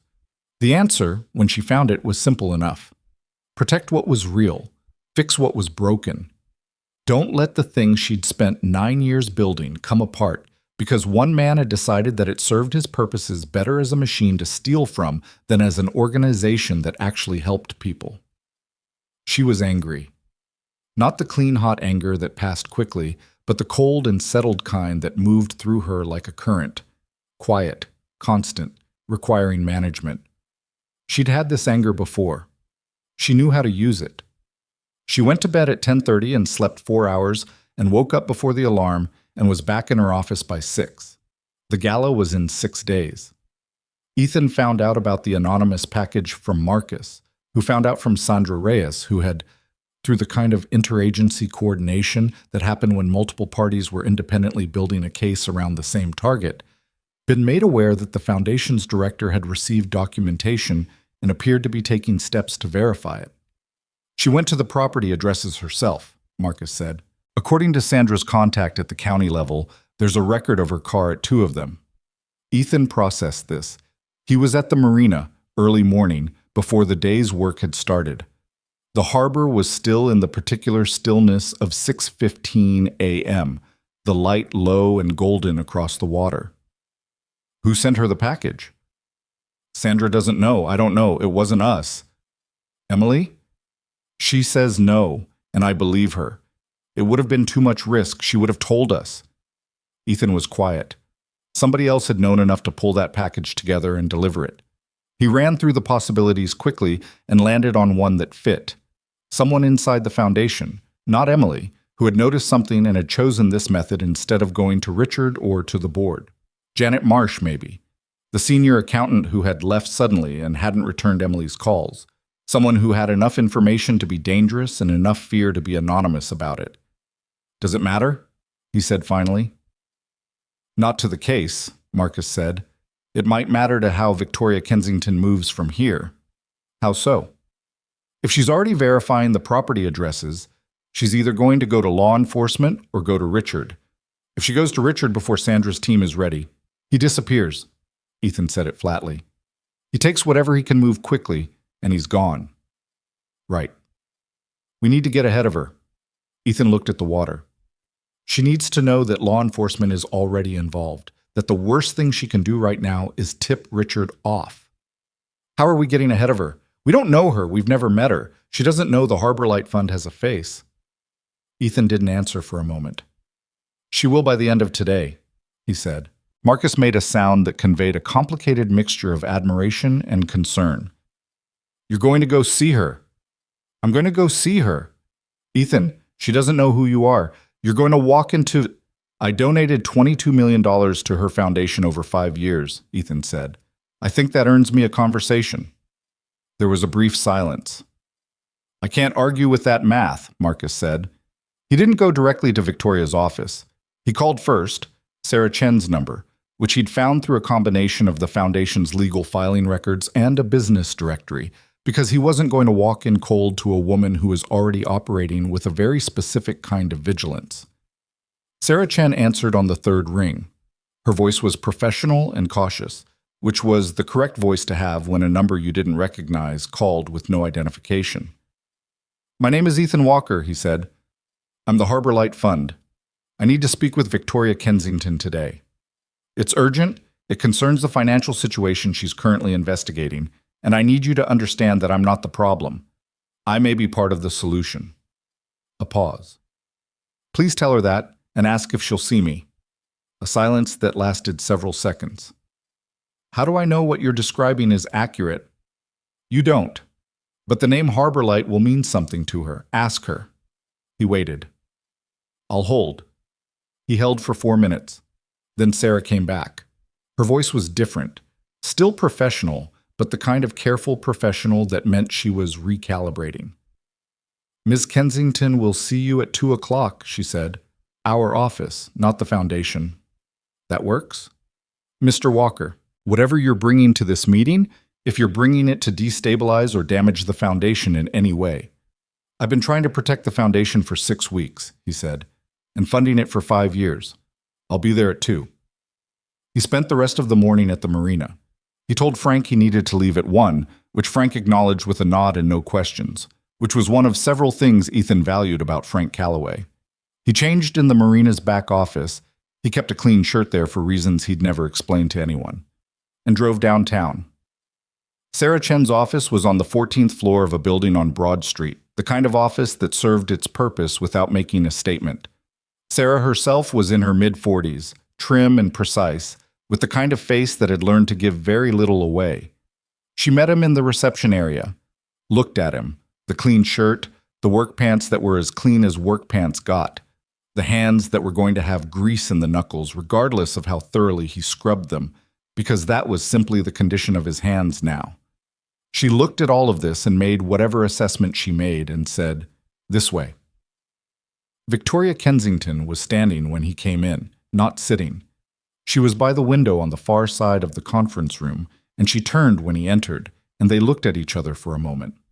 She was younger than photographs conveyed, or younger seeming, maybe, though the tiredness around her eyes told a different story. She was wearing a charcoal blazer and dark slacks, her hair pulled back simply, and she looked like someone who had slept about as well as he had, which was to say, not very. "Mr. Walker," she said. "Sit down." He sat. She stayed standing for a moment longer, then came and sat across from him. Sarah took a seat at the end of the table with a yellow legal pad. "You're the Harbor Light Fund," Victoria said. "Yes." She looked at him for a moment. He let her look. 5 years, she said. "And you never—" "I didn't want recognition," he said. "The work was what mattered." "What work? Our work?" "Your organization's work." He held her gaze. "Which is why I'm here, because I've spent 6 weeks investigating what Richard Mercer has been doing with the money your donors have given, and I believe I know what he's planning to do at the gala. And I think you may already know part of this, which is why I'm sitting in front of you 4 days before— 6 days, she said. 6 days before the event that I believe he intends to use as the final mechanism of a fraud that has, by my count, already diverted more than $15 million from your organization." Silence. Sarah's pen was still. Victoria looked at him with the expression of someone who has already arrived at a destination by a different road and is processing the fact of encountering someone else there. "How long have you known?" she said. "I started noticing discrepancies 6 weeks ago. I've been building documentation since then." "You should have told me sooner." "I didn't have enough to tell you, and I wasn't sure what you knew." He said it without apology. "Now I have enough. And you verified the property addresses, which tells me you're already past denial. So I'd rather spend the next 10 minutes telling you what I know than explaining why I waited." Something moved across her face. It might have been irritation. It might have been respect. It was probably both. "Talk," she said. He told her everything. The shell company structure, the Meridian Capital Partners setup, the email metadata Danny had traced, the package Marcus had submitted to the SEC. He told her about Sandra Reyes and the federal agents and the timeline, that law enforcement was already in motion, and that the single most important thing Victoria could do in the next 6 days was not alert Richard that anything had changed. He has to believe the gala is proceeding normally, Ethan said. If he thinks anyone knows, if he senses anything is off, he moves early. He probably has an exit plan that doesn't require waiting for the gala proceeds. The gala is the ideal scenario for him, not the only one. Victoria was quiet through most of this. She asked 2 questions, both specific. The name of Sandra Reyes's team at the SEC, which she wrote down, and the nature of the Meridian Capital Partnership announcement. What exactly Richard was planning to say, and how the mechanism was supposed to work. Ethan told her what Emily had described from the draft press release. He sent that draft to the board communications committee last week, Victoria said. I approved it. She said it with a flatness that told him exactly how she felt about having approved it. I thought it was a reasonable expansion of the investment framework. The numbers he presented made sense. Of course they did, Ethan said. He's been doing this for 2 years. He knows how to make things make sense. She looked at the table, then at him. What do you need from me? I need you to hold the gala. She stared at him. You want me to proceed with the gala, with Richard, with the Meridian announcement. I need him confident and in that room. The moment he leaves Charleston with access to those funds is the moment this becomes exponentially harder to resolve cleanly. In that room, in front of witnesses, with federal agents present, it ends. He met her eyes. I know what I'm asking. I know what it costs. A long silence. Victoria Kensington looked at her hands, then out the window, then back at him. You funded this foundation for 5 years, she said, anonymously. Why? He'd known the question was coming. He'd thought about how to answer it. My wife wanted to do this kind of work, he said. She died before she could. I had the means. It seemed like the obvious thing. Victoria looked at him. Something shifted in her face, not quite softening, but opening. What did she do? She was an ER nurse. He paused. She saw a lot of kids come through without anywhere safe to go after. It bothered her. Silence. I'm sorry, Victoria said. Not a perfunctory sorry, the kind that had actual weight. It was 4 years ago, he said, which was not the same as saying he was over it, and they both understood that. Sarah hadn't moved. Her pen was still on the legal pad. Victoria stood up and went to the window. She stood with her arms crossed, looking at Broad Street below. Ethan waited. The gala has 218 confirmed guests, she said. Board members, major donors, media, people who have trusted this organization for years. She paused. If I hold it and this goes wrong, it won't go wrong. You can't guarantee that. No, he said. I can't. But I can tell you what I know about how these things work when they go right. The federal agents will be there. Sandra Reyes's team will have the Meridian accounts frozen before the gala begins. When Richard makes the announcement, there's nowhere for the money to go. The mechanism fails in real time. He stopped. And everyone in that room will know exactly who built the fraud and who uncovered it. She turned from the window. Is that the part that matters to you? Everyone knowing? No, he said simply. The part that matters to me is that 240 kids still have somewhere to sleep next week. She held his gaze for a long moment. The kind of moment where you were deciding whether you trusted someone and you knew that it was a decision, not a calculation. That there was a point past which the logic ran out and what remained was judgment. Okay, she said. We hold the gala. He nodded. But I need to know what role you're playing, she said. You said everyone will know. That means, I'll be there, he said, if you want me there. She looked at him with an expression he couldn't fully read. My anonymous donor, she said quietly, the mechanic from the waterfront. She wasn't mocking him. She was working through something, some reconfiguration of a narrative she'd been carrying about her own organization and where its foundation actually rested. I fix boats, he said. It's good work. Despite everything, despite the weight in her eyes and the exhaustion and the anger she was managing, something shifted briefly at the corner of her mouth. Not quite a smile. The shadow of one. I need to talk to Sandra Reyes directly, she said. I'll get you the number. He gave her Marcus's cell instead, with Marcus's permission. Because Marcus was the chain of contact and it was cleaner. Victoria walked him to the door herself, which Sarah seemed to note with a slight adjustment of expression. At the door, she stopped him. "Mr. Walker." He turned. "When this is over, however it goes, I want to sit down properly, not like this. I want to understand who you are and why you made the choices you made." She paused. "Not for the foundation. For me." He thought about that. "That's fair," he said. He took the elevator down and walked out onto Broad Street into the gray afternoon. His truck was parked 2 blocks away. He walked to it without hurrying. He called Emily when he was back in the truck. She answered on the second ring. "It's moving," he said. "She's on board. The gala holds." A silence. He could hear Emily breathing on the other end. "Is she okay?" Emily said. "No," he said honestly. "But she will be." Another silence. "Ethan, what if something goes wrong at the gala? What if Richard figures it out early? What if the account freeze doesn't hold, or the agents aren't in position, or—" "Emily, I know. One thing at a time. One thing at a time," he said. "Right now the thing is 6 days." He hung up and sat in the truck for a moment.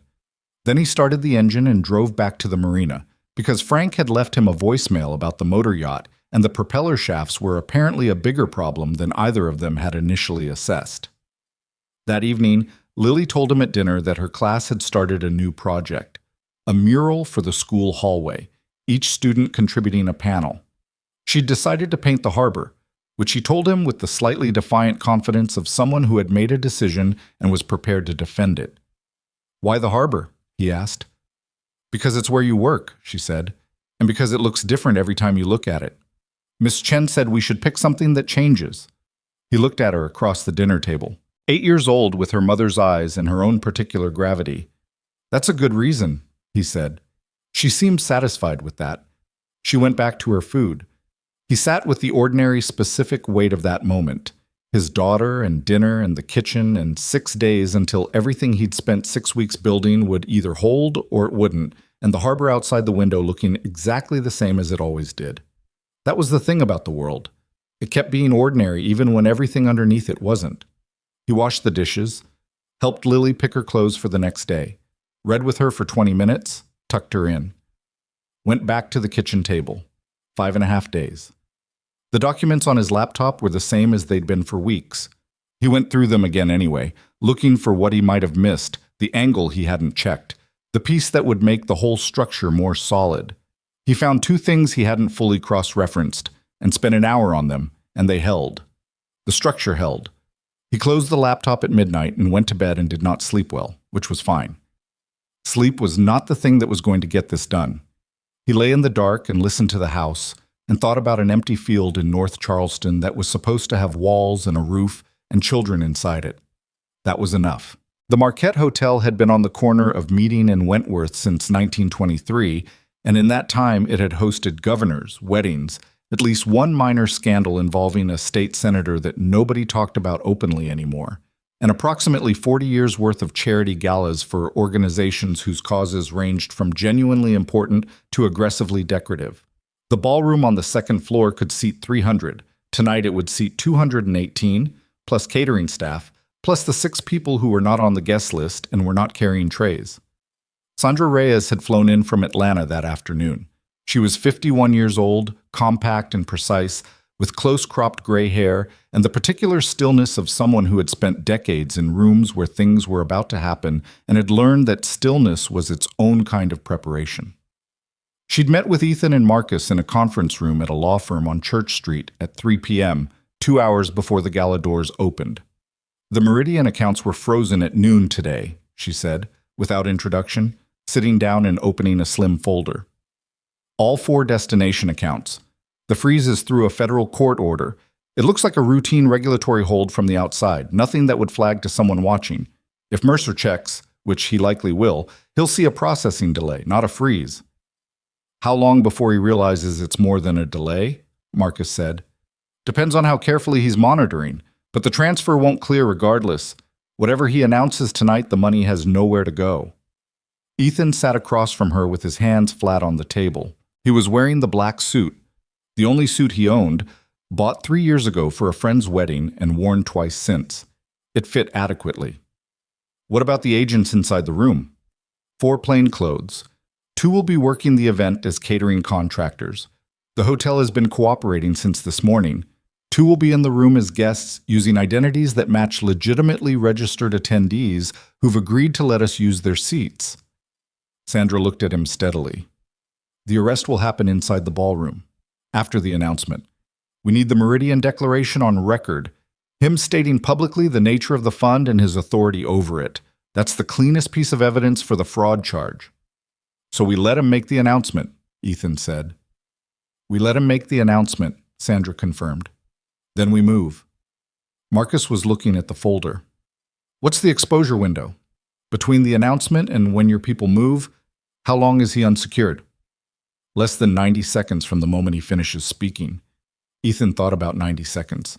90 seconds was a long time if you were in it and knew what was coming. There's one more thing, Sandra said. She looked at Ethan. Ms. Kensington has requested that she be the one to present the forensic audit findings to the room before the arrest. A pause. I want your read on whether that's a problem. He thought about Victoria, the way she'd stood at the window in Sarah Chen's office, the specific quality of the anger she was managing. It's not a problem, he said. It's necessary. Sandra nodded once. Then we're coordinated. She closed the folder. Mr. Walker, when this is over, my office is going to want a full deposition about the Harbor Light Fund, the documentation process, everything you've built over the past 6 weeks. That's going to be time-consuming and probably not pleasant. I know. And your name will be part of the public record of this case. I know that too. She held his gaze for a moment with the expression of someone who was used to people saying they understood things and then being surprised when those things actually happened. He seemed to pass whatever assessment she was running because she nodded again and stood up. 7 p.m., she said. Don't be late. He wasn't late. He arrived at the Marquette at 6:50 and stood for a moment on the sidewalk outside the hotel's entrance, looking up at the facade. The stone was the particular warm gold of old Charleston buildings at dusk, the streetlights just beginning to compete with the last of the daylight. Valets were managing a steady stream of arriving guests, the kind of cars that cost more than some houses, the kind of clothes that required specific decisions. Music floated from somewhere inside, something orchestral and tasteful. He had left Lily with Marcus's wife, Deshauna, whom Lily adored and who had 3 kids of her own, and had told Ethan without being asked that she'd keep Lily overnight if the evening ran long. He had hugged Lily goodbye in Deshauna's front hallway, and she had hugged him back with the particular fierceness she deployed sometimes without warning, and then immediately returned to the living room where Deshauna's youngest was showing her a game on a tablet. He walked into the hotel. The lobby was marble floors and high ceilings and arrangements of white flowers on every surface, all of it suggesting a level of resource expenditure that Ethan processed without judgment. He found the registration table, gave his name to a young woman in a black dress who ran her finger down the list, and found him and gave him a name tag. He took the name tag, looked at it for a moment, and put it in his jacket pocket. He found a position near the edge of the room, not hiding exactly, but not in the flow of traffic either. He watched the room fill. He identified 2 of the plainclothes agents within the first 10 minutes, which he noted without doing anything about it. He watched Richard Mercer arrive at 7:12, moving through the room with the ease of someone who had been to hundreds of events like this and had stopped finding them effortful. Richard looked well. That was the only word for it. He was wearing a dark charcoal suit, and he'd had a recent haircut, and he moved through the crowd dispensing handshakes and the specific warm attention of a man in complete command of his professional life. He laughed at something Harold Whitmore said. He put his hand briefly on the arm of a woman Ethan recognized from the Foundation's board. He looked, in every observable way, like a man who expected tonight to be a very good night. Ethan watched him and felt nothing in particular. This was one of the things he'd noticed about himself over the years, that he didn't generate the kind of heat toward people who had done wrong things that some people seemed to expect. What he felt was more like weather, a front moving in, something that was going to change the conditions, whether anyone was ready for it or not. Victoria arrived at 7:20. She came in with Sarah Chen and two members of the foundation's board, and she was wearing a deep burgundy dress that was simple in the way that things worn by people with genuine taste were simple. Nothing decorative, nothing unnecessary. She looked composed in the way that Ethan had come to understand was her default register under pressure. Not calm exactly, but controlled. The composure of someone who had decided something and was now executing on it. She found him across the room within 30 seconds of entering. Their eyes met briefly. She gave him nothing visible. No nod, no acknowledgement. She turned to her board members and smiled and said something that made them laugh. And then she moved into the room with the practiced ease of someone who had been running events like this for 9 years. He understood what she was doing. She was being Victoria Kensington, Foundation Director, host of the Harbor Legacy Gala. She was being it completely, without gaps, because any gap was a signal to Richard, and a signal to Richard was a door swinging open that they needed to keep closed for approximately 2 more hours. She was doing it well. He thought, not for the first time, that she was better at this than she probably gave herself credit for. The cocktail hour moved the way cocktail hours always moved, slowly for the people who were working and quickly for the people who were drinking. Ethan stayed near the periphery and nursed a club soda and watched the geometry of the room. At one point, Richard moved within 15 feet of him, and Ethan tracked him without turning his head, watching in his peripheral vision as Richard stopped to speak with two men he didn't recognize.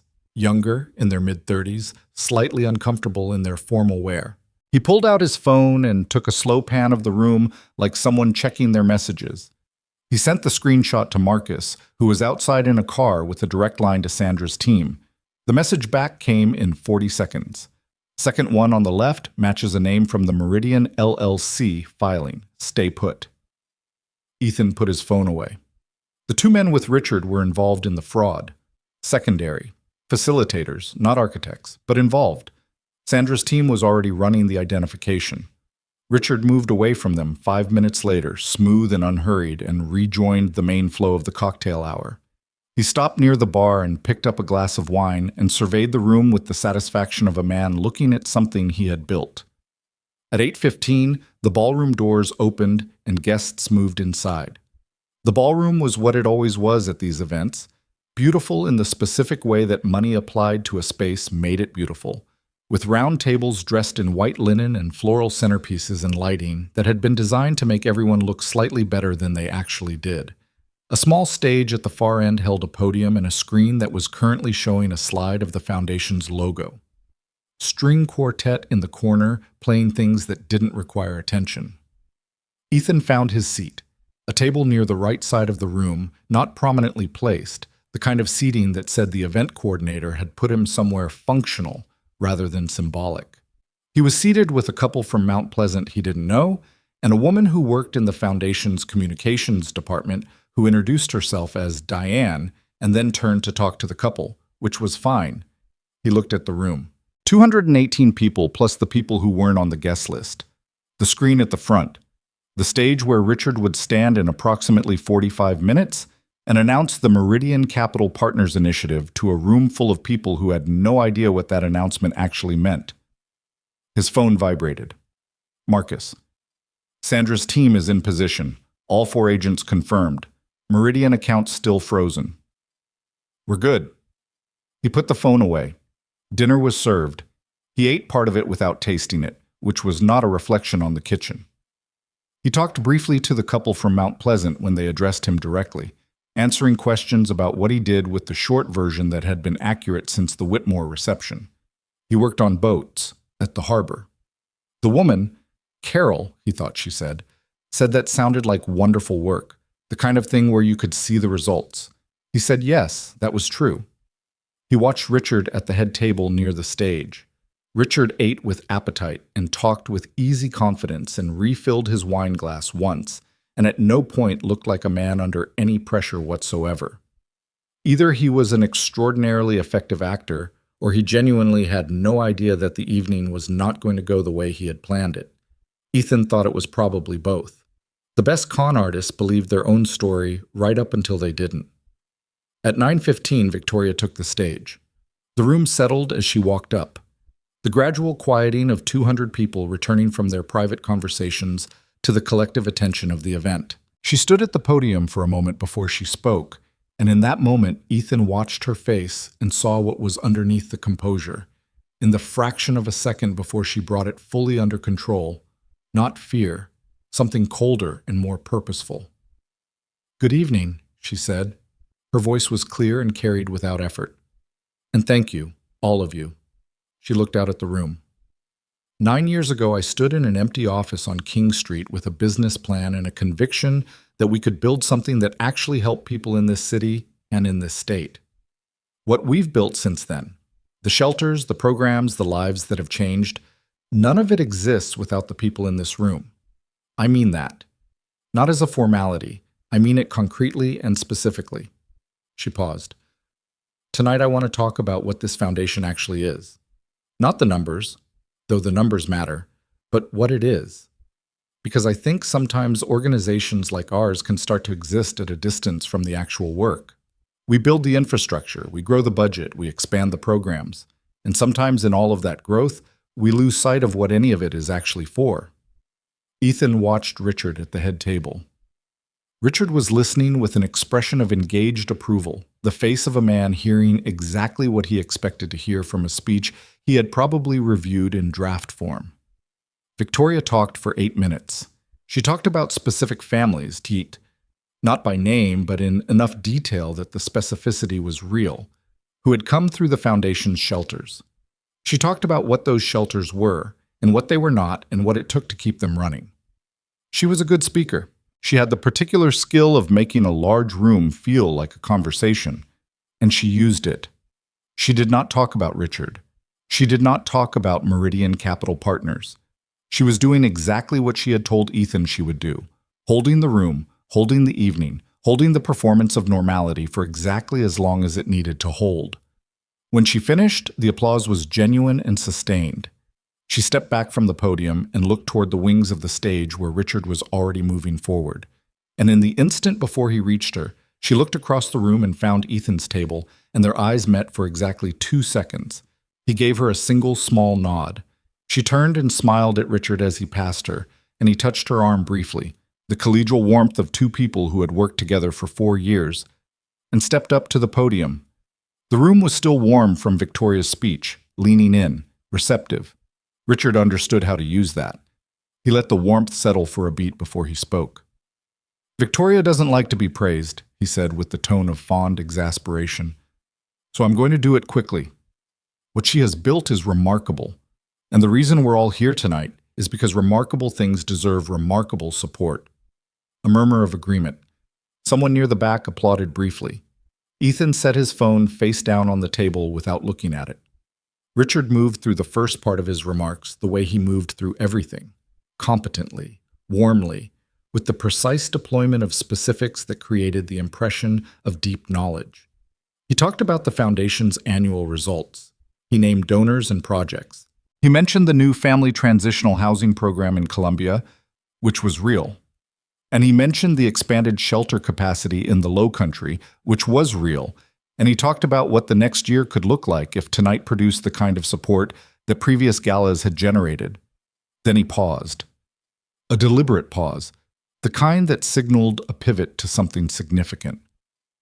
"I want to share something with you tonight that I'm genuinely excited about," he said.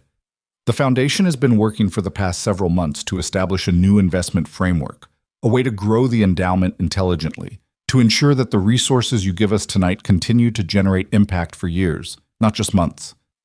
He looked out at the room with the expression of a man presenting a gift. "In partnership with Meridian Capital Partners, we're establishing a dedicated endowment fund that will allow us to—" "Richard!" The voice was Victoria's. She had walked back onto the stage. She was standing to his left, and the room went very quiet in the specific way it goes quiet when something unexpected happens in a place where the social contract requires predictability. Richard turned. His expression shifted by only a fraction, a small tightening around the eyes that lasted less than a second before the warmth came back, slightly more deliberate than before. "Victoria." "I'm sorry to interrupt," she said. And she didn't sound sorry. She sounded like someone being precise about what they were doing and why. "I need to share something with our guests first, before the Meridian announcement." She turned to face the room. Richard stayed where he was. Ethan watched his hands, both of them on the podium, not gripping, just resting, maintaining the pose. "This foundation has been built by your generosity," Victoria said, "by your trust. And I believe that trust obligates me to absolute honesty with you, even when that honesty is painful." She paused. "Particularly when?" She nodded to someone off stage. The screen behind the podium changed. Where the foundation's logo had been, there was now a set of financial documents. Transaction records, formatted clearly, with columns that were legible from across the room. Several people in the audience leaned forward. Ethan heard the couple from Mount Pleasant make a quiet sound of confusion. Over the past 6 weeks, a comprehensive forensic audit was conducted of the Foundation's construction disbursement records for the period 2022 to present, Victoria said. Her voice was steady in a way that must have cost her something. What that audit found was evidence of systematic financial fraud. The deliberate misappropriation of donor funds through a network of fraudulent construction vendors and shell companies totaling, by current documentation, more than $15 million. The room did not explode. It did the opposite. It compressed, went very still, the way a room does when people are absorbing something and haven't yet decided what to do with it. Richard's hands were no longer resting on the podium. "The audit traces every fraudulent transaction through a consistent approval chain," Victoria continued. "Every disbursement to every non-existent vendor bears the same authorization signature." She looked at the screen, then at the room, and not at Richard. "The Meridian Capital Partners initiative that you just heard referenced was the final mechanism of this fraud. A vehicle designed to transfer gala proceeds to accounts controlled by the same individual responsible for the prior theft." Someone in the room said something, quietly, to someone else. A chair scraped. Richard had stepped back from the podium, not running, just no longer holding the position he'd held, the subtle geometry of someone whose posture had shifted from controlling a space to calculating what was available to them. "The Foundation has cooperated fully with federal authorities," Victoria said. "Those authorities are present tonight." And there it was. Ethan watched the room process the second piece of information and watched Richard's face process it simultaneously, watched the moment where the performance broke. Not dramatically, not the way it happened in films where the mask fell in a single instant. It was slower than that. The warmth drained first, then the confidence, and what was left was something that looked briefly naked and then quickly rearranged into something else: calculation. Richard stepped to the edge of the stage. He looked out at the room with an expression that was attempting to be composed and wasn't quite making it. "I think there's been a misunderstanding," he began. "Mr. Mercer." The voice came from Ethan's right. One of the plainclothes agents, a man in a dark suit who had been sitting 2 tables over, was on his feet, moving toward the stage with a second agent alongside him. The 2 catering staff agents were moving from the room's periphery. "I'm Special Agent Daniel Park, Securities and Exchange Commission. Richard Mercer, you're under arrest for wire fraud, securities fraud, and misappropriation of charitable funds." The next 30 seconds were not tidy. They never were, regardless of how much was planned in advance. Richard said something, not words exactly, more the sound of someone whose thought process had collapsed mid-sentence. He moved left and found an agent there. He looked at the room, 200 people staring at him in a silence so complete that Ethan could hear the string quartet awkwardly stopping mid-phrase in the corner. Then his composure came back briefly in the specific form of a man trying to salvage something from an unsalvageable moment. He straightened, pulled at his jacket cuff. "I'd like to speak with my attorney," he said. "You'll have that opportunity," Agent Park said. "Please come with me." Richard Mercer walked off the stage of the Harbor Legacy Gala between 2 federal agents, and the room watched him go in silence, and he kept his chin level the whole way across the floor to the doors, which Ethan thought later might have been the most honest thing about him. That even at the end, the performance was what he reached for. The doors closed behind him. The silence lasted another 5 seconds. Then it broke into what 200 people simultaneously deciding to speak sounded like, which was a great deal of noise. Ethan sat where he was. Victoria stood at the center of the stage. She looked out at the room, the noise and the movement and the shock working its way through 200 people. And she was very still, just for a moment. The stillness of someone who had done the thing they set out to do and hadn't yet decided what to do with the aftermath. Then she stepped back to the podium. "I know," she said, and the room gradually quieted again. "I know this isn't what you came here for tonight." She waited until she had most of the room's attention. "But I need to tell you what's true, and what's true is this. The fraud that happened inside this foundation did not hollow it out. The shelters that exist are real. The programs that function are functioning. The people we serve are still being served." Her voice was steady. "What was stolen from us, from all of us, from the children this organization exists for, will be recovered through the legal process that has already begun, and the foundation will continue." A man near the front, Ethan recognized him as one of the foundation's oldest major donors. A man named Garrett, who had been giving for 7 years, stood up. "What do you need from us?" he said. "Just that." Victoria looked at him. "I need you to stay," she said. "I need you to believe that what we built is worth rebuilding, and I need you to keep trusting us enough to let us prove that." The room was quiet in a different way than before, a quieter kind of quiet. Garrett sat back down, picked up his checkbook. Someone else started to applaud. It spread unevenly, haltingly. Not the automatic applause of a formal event, but something more deliberate, people choosing it. Not everyone joined. Some people were already on their phones, already composing messages or calls to lawyers or to tomorrow's news editors. That was going to happen, and there was nothing to be done about it. But enough people stayed. Victoria stepped down from the stage. She made her way through the room, speaking to board members, to long-term donors, to people who grabbed her arm and said things she answered with the steadiness she'd been maintaining all evening. She was doing the necessary work of holding the organization together in real time, in the room, and she was doing it without faltering. Ethan stayed at his table for a while.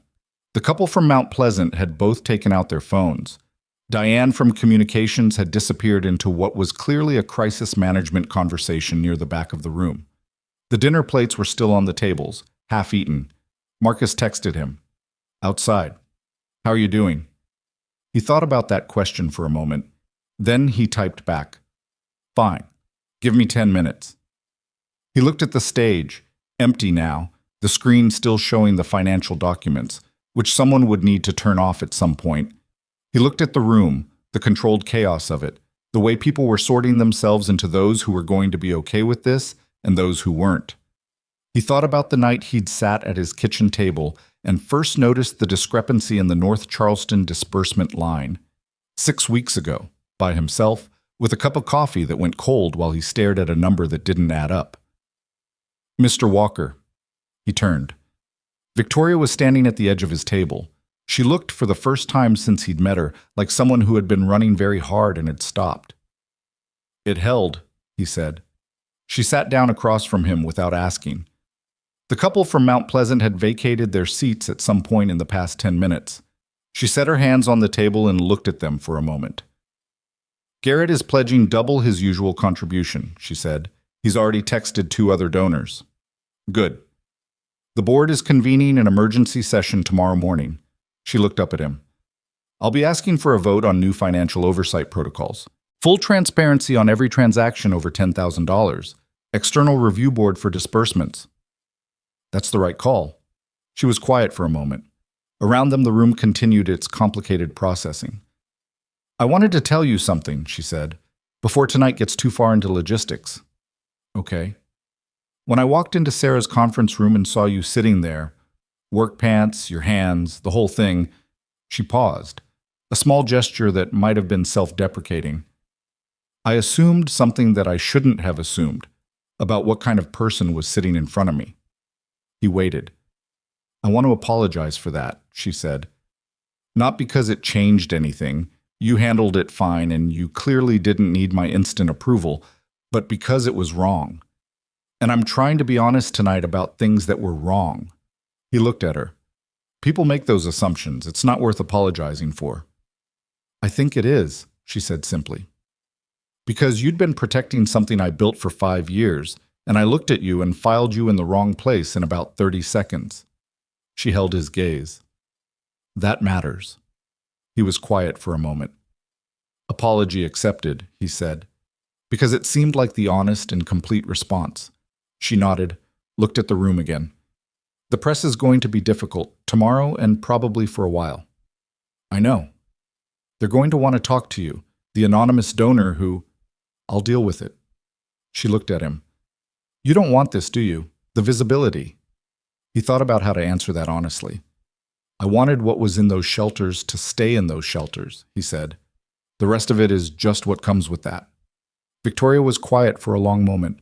The string quartet, apparently having decided that music was more appropriate than silence, had begun playing again quietly in the corner, something low and unobtrusive, leaving enough room for the conversations in the room to continue.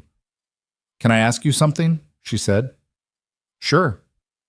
5 years, over $20 million, through an anonymous trust. She looked at him directly. There were easier ways to donate, ways that would have gotten you recognition, tax advantages you were probably leaving on the table. I had an accountant. The tax structure was fine. That's not what I'm asking. He understood what she was asking. Claire would have done it differently, he said. She would have been here, in the work, every day. She would have known the names of the kids in the shelters and what they needed and what they liked for breakfast. He paused. I'm not built that way. I couldn't be that person. So I did what I could do.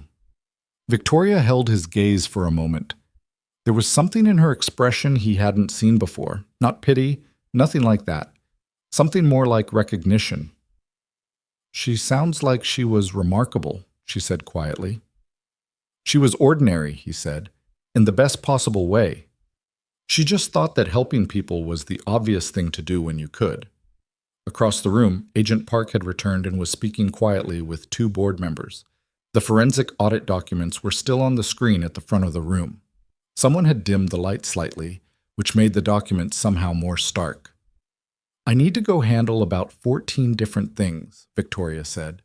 She pushed back her chair and stood. Then she stopped. The board meeting tomorrow. I'd like you to be there. He looked up at her. I'm not a board member. No, but you're the person who built the case that saved this organization, and the board needs to understand where the integrity of the investigation came from and who maintained it. She held his gaze. Also, frankly, I'd like someone in that room who isn't going to tell me what they think I want to hear. He thought about the marina in the morning, the Peterson boat whose replacement parts had finally come in, Frank, who would manage without him for another day. What time? He said. 8 a.m. I'll be there. She walked away into the room, and he watched her go. The way she moved, already reconstructing, already becoming the person the next 12 hours were going to require her to be. He thought that she was going to be all right. Not easily, and not without significant cost. But all right. He sent Marcus a text. Coming out now. He stood up from the table, adjusted his jacket, and walked across the ballroom toward the doors. He passed within 5 feet of the screen still showing the financial documents, the columns of numbers that represented 2.5 years of careful, patient theft. He didn't stop to look at them. At the doors he paused and turned back. The room was still full, more full than he'd expected. People who had stayed not because the evening had gone as planned, but because they'd decided the organization was worth staying for. Victoria was at a table on the far side of the room, talking to Garrett, whose checkbook was still open in front of him. Ethan looked at the room for a moment. 200 people, the ornate ceiling, the white linen on the tables, the string quartet, a room full of people who had come tonight to do something good and had found out that goodness was more complicated than they'd expected and had chosen, most of them, to stay with it anyway. Then he walked out. Marcus was parked half a block down Meeting Street, engine running, the windows slightly fogged. Ethan got in the passenger seat. Marcus looked at him. Well, Marcus said. Yeah, Ethan said. They sat for a moment. How'd she handle it? Marcus said. Better than anyone could have reasonably expected. And Mercer? He kept his chin up the whole way out. Ethan looked out the passenger window at the hotel entrance, where a few guests had come outside with their phones and were standing in groups, talking. I almost respected it. The commitment to the performance. Marcus made a sound. You want to get something to eat? I haven't eaten since noon. Ethan thought about it.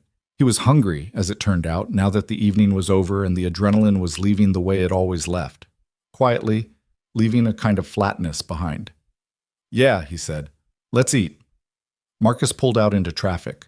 The Marquette Hotel receded in the side mirror, lit up and full of people, doing the complicated work of an organization that had nearly been destroyed choosing to continue.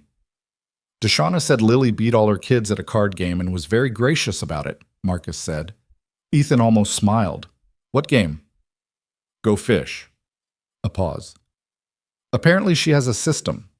He thought about that. His daughter in a kitchen in North Charleston with a system for Go Fish, completely unconcerned about this evening and everything it had cost and everything it had accomplished. Just playing cards and being 8 years old. She has a system for everything, he said. Marcus laughed. Outside, the city moved past the windows. The particular nighttime version of Charleston, lit up and complicated. The harbor somewhere off to the right behind the buildings. A city that didn't know what had happened tonight in the ballroom of the Marquette Hotel, and would know by morning and would have opinions about it, and would keep going either way. That was how cities worked, how everything worked. You built what you could build. You protected what needed protecting. And then the morning came and there was more to do. Ethan leaned his head back against the seat and closed his eyes for a minute and just breathed. The morning after the gala, Charleston woke up to the story.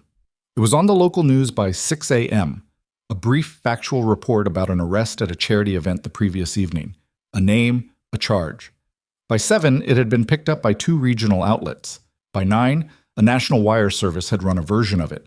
And by 10, the story had acquired the particular velocity of something that combined money, fraud, and the specific betrayal of charitable trust that made people feel personally implicated even when they weren't.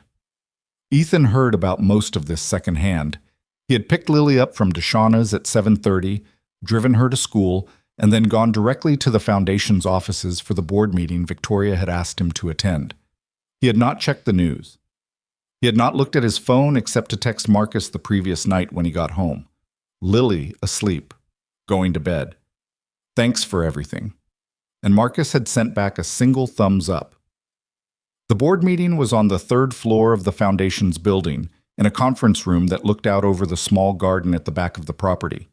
There were 11 board members present, plus Victoria, plus Sarah Chen in her capacity as legal counsel, plus Ethan, who sat at the far end of the table and felt the 11 board members look at him and make their assessments and then look away.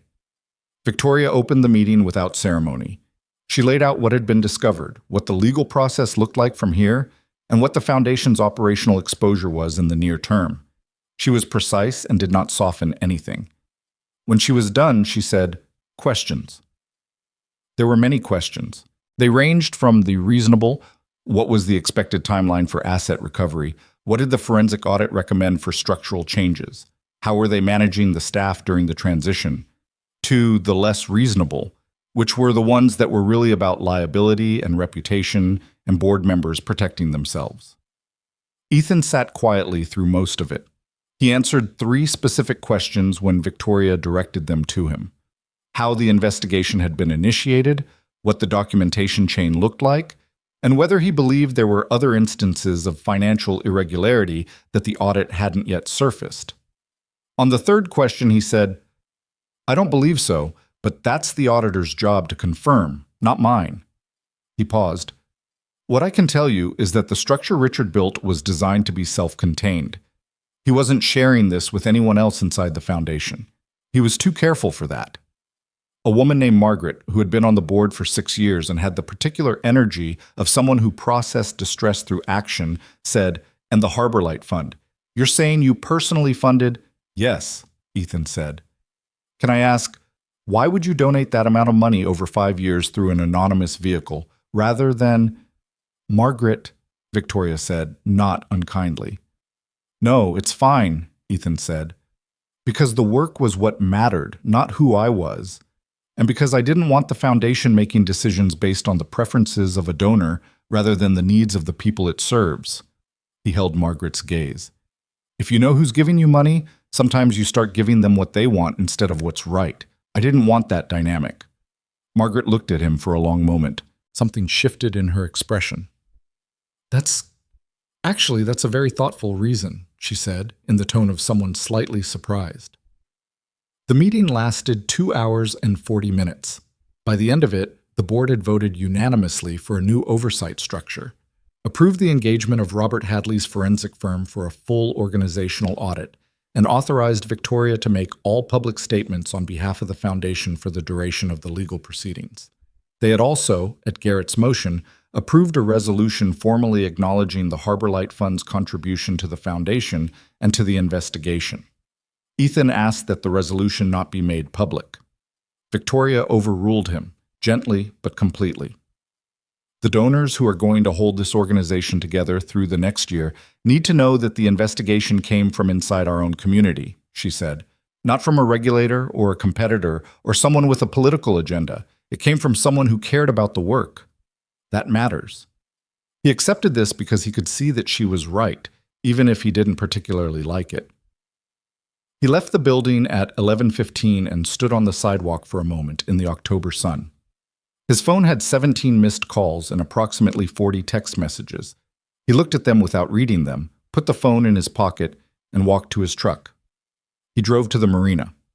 Frank was in the workshop when he arrived, working on the motor yacht's port shaft with a focus that suggested he had been at it for some time and intended to continue. He looked up when Ethan came in. "You're on the news," Frank said. "I figured." "The 11 o'clock. They had a photo." "Which one?" "The one from the Foundation website. Apparently someone found it." Frank set down his tool. "It's a bad photo." "I know. I didn't know they'd taken it." Frank studied him with the look he used when he was deciding whether to say the thing he was actually thinking. "You've been doing this for 6 weeks, Frank said. It wasn't a question. "About that, while also working here." "The boats got fixed." Frank was quiet for a moment. Then, "The Peterson boat is done, by the way. Picked it up this morning." "Thank you." Frank picked up his tool again. "There's coffee in the back." That was all Frank said about it, then or ever. It was, Ethan thought, one of the more perfect responses available, and it was exactly what he needed. He got the coffee. He changed into his work clothes. He spent the rest of the morning on the motor yacht's starboard shaft, which was the worse of the two and required the kind of focused physical attention that left no room in your head for anything else, which was exactly what he needed that particular morning. At 12:30, his phone rang. A number he didn't know with a 202 area code. He almost didn't answer. He answered. "Mr. Walker, this is Patricia Nguyen from the Washington Post. I'd like to do—" "No comment," he said. "Thank you." He hung up. It rang again 4 minutes later. Different number. He turned the ringer off and put the phone in his jacket pocket and went back to the shaft seal. At 2:15, Emily Parker appeared at the end of the dock. He saw her before she saw him. She was standing at the entrance to the marina, looking for him, wearing jeans and a jacket, and carrying a coffee cup from somewhere nearby. She spotted him and walked down the dock toward him, and he straightened up from where he was working and watched her come. She looked different than she had at Lola's. Not better or worse. Different in the way people looked when they'd slept, and the thing they'd been carrying had been set down, even partially. There was less tension in how she moved. "You're all over the news," she said. "So I'm told. They're calling you the anonymous guardian of the Foundation." She said it with a slight wince. That was the actual headline. "That's a terrible headline." "It really is, Mahal." She stopped in front of him. "How are you?" He thought about it. "Fine," he said. Then, because that wasn't complete. "Tired, but fine." She nodded. She looked out at the harbor for a moment, at the light on the water, the boats at their moorings. "I got a call from Sandra Reyes this morning," she said. "They want me to be a cooperating witness. I'm going to testify about the internal records and what I found over those 8 weeks. How do you feel about that?" "Terrified," she said without hesitation. "But also, I don't know. Like it's the right thing. Like if I walked away from it now, I'd be—" She shook her head. "I built that whole file because I couldn't let it go. I can't let go of the testimony either." "You'll be good at it," he said. You don't know that. I know you're organized and accurate, and you don't overstate what you know. That's most of what testimony requires. She looked at him. You're not worried about any of this? The press? The case? Your name being out there? He considered that honestly. I was worried about Lily, he said, that it would change things for her at school, that kids would say things. Has it? I don't know yet. She's only been back one day. He paused.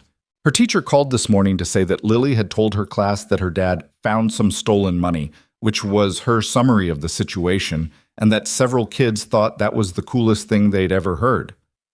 Emily's expression shifted into something that was trying not to be a smile and lost the fight. That's kind of perfect. It's very Lily, he said. The afternoon moved around them.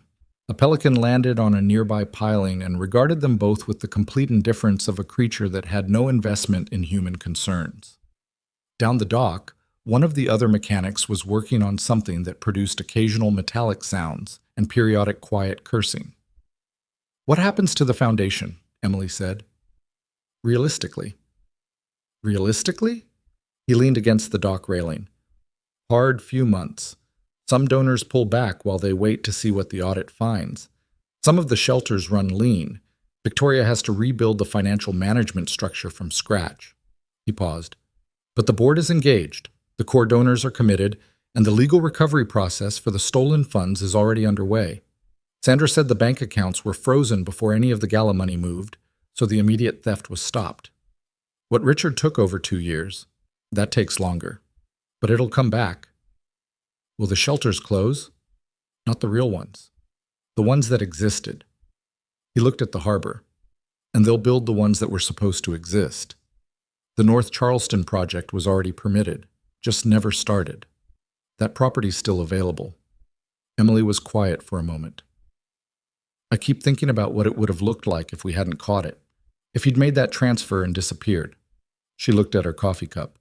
240 kids in real shelters, plus however many were supposed to be in the ones that got built with stolen money. All of that just gone.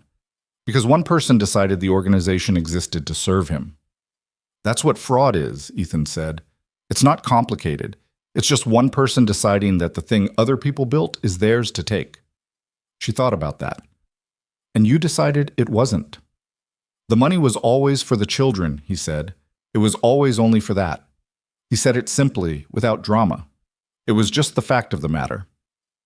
Emily looked at him for a moment with the expression she sometimes had, the one that suggested she was recalibrating something about how people worked, about what was possible inside ordinary life. I need to find a new job, she said. You will. That's optimistic. You built a forensic case that held up to federal scrutiny while employed as a junior accountant, he said. Anyone who looks at what you did will hire you. She made a sound that was somewhere between agreement and anxiety. The testimony is going to be public. People are going to know I was the internal source. Some people will see that as a liability. Most won't. He met her eyes. The people worth working for won't. She stood there for a moment longer. Then she held out her hand. He took it. A handshake, firm, the kind that meant something. Thank you, she said, for trusting me, when you had no particular reason to. You called me, he said. That was the reason. She left the way she'd come, back down the dock and up toward the parking lot. He watched her go and thought that she was going to be fine. Not because the path ahead was easy. It wasn't, and she knew it. But because she was the kind of person who did difficult things carefully, and that was enough.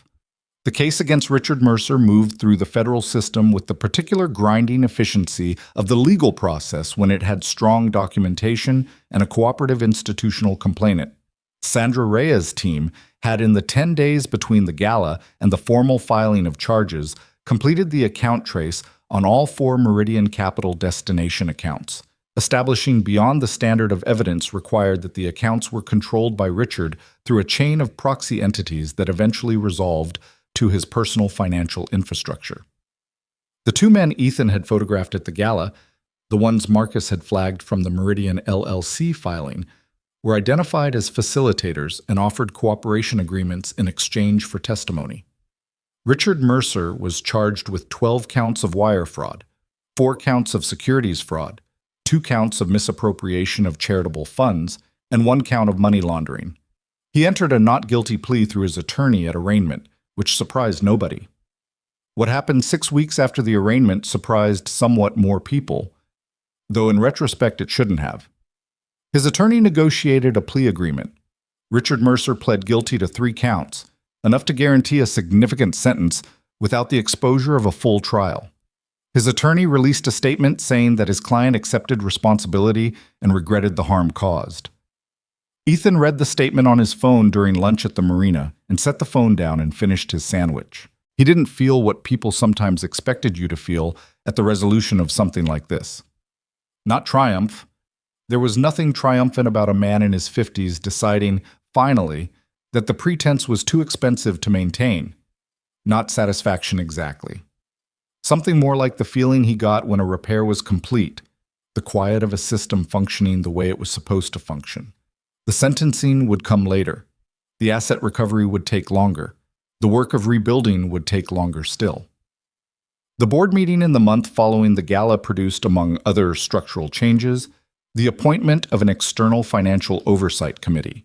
3 members with no prior relationship to the foundation, with full access to all transaction records and the authority to flag concerns directly to the board. It produced a revised disbursement approval process that required 3 independent sign-offs on any construction project over $50,000. It produced, after significant discussion, a new policy requiring that all vendor relationships include site verification before funds were released. Victoria drove the reforms with the specific energy of someone who had been angry for a long time and had found a constructive channel for it. She was not, as Ethan had observed in their meeting after the gala, a person who processed things slowly. She processed them completely, and once she was through the processing, she moved. She called him occasionally, not frequently, 3 times in the first month, twice in the second, usually with specific questions. His read on a proposed governance change, whether he thought a particular board candidate had the right background for the oversight committee, once to tell him that the North Charleston property had been formally acquired and construction would begin in the spring. "I want to name it," she said on that particular call. "Name what?" "The shelter. When it's built." A pause. "I was thinking about calling it the Harbor Light Center." He was in his truck in the school parking lot waiting for Lily. "You don't need to do that." "I know I don't need to," she said. "I want to." He thought about it. "Ask me again when it's built," he said. She accepted that. "How's Lily?" She finished her mural panel, the harbor one. "How did it come out?" "She used too much blue," he said, "but the boats look right."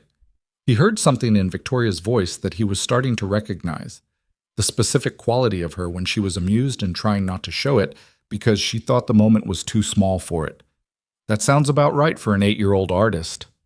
She informed me that the extra blue is intentional. She called it atmospheric. Victoria laughed.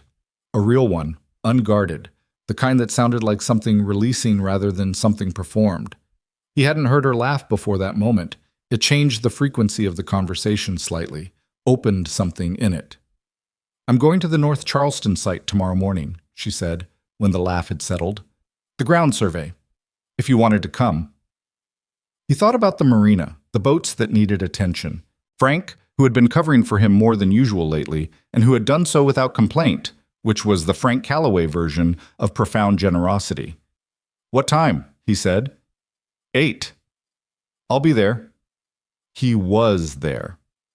Victoria arrived 2 minutes after he did, in her blue sedan, wearing a jacket and boots appropriate for an unpaved construction site, which told him she'd thought about it before coming. Robert Hadley was there with 2 people from the development firm the foundation had hired. A surveyor, a city permitting official. They walked the property in the October morning light. The scrub grass, the construction barriers still pushed to one side from whenever someone had briefly started something here and then stopped.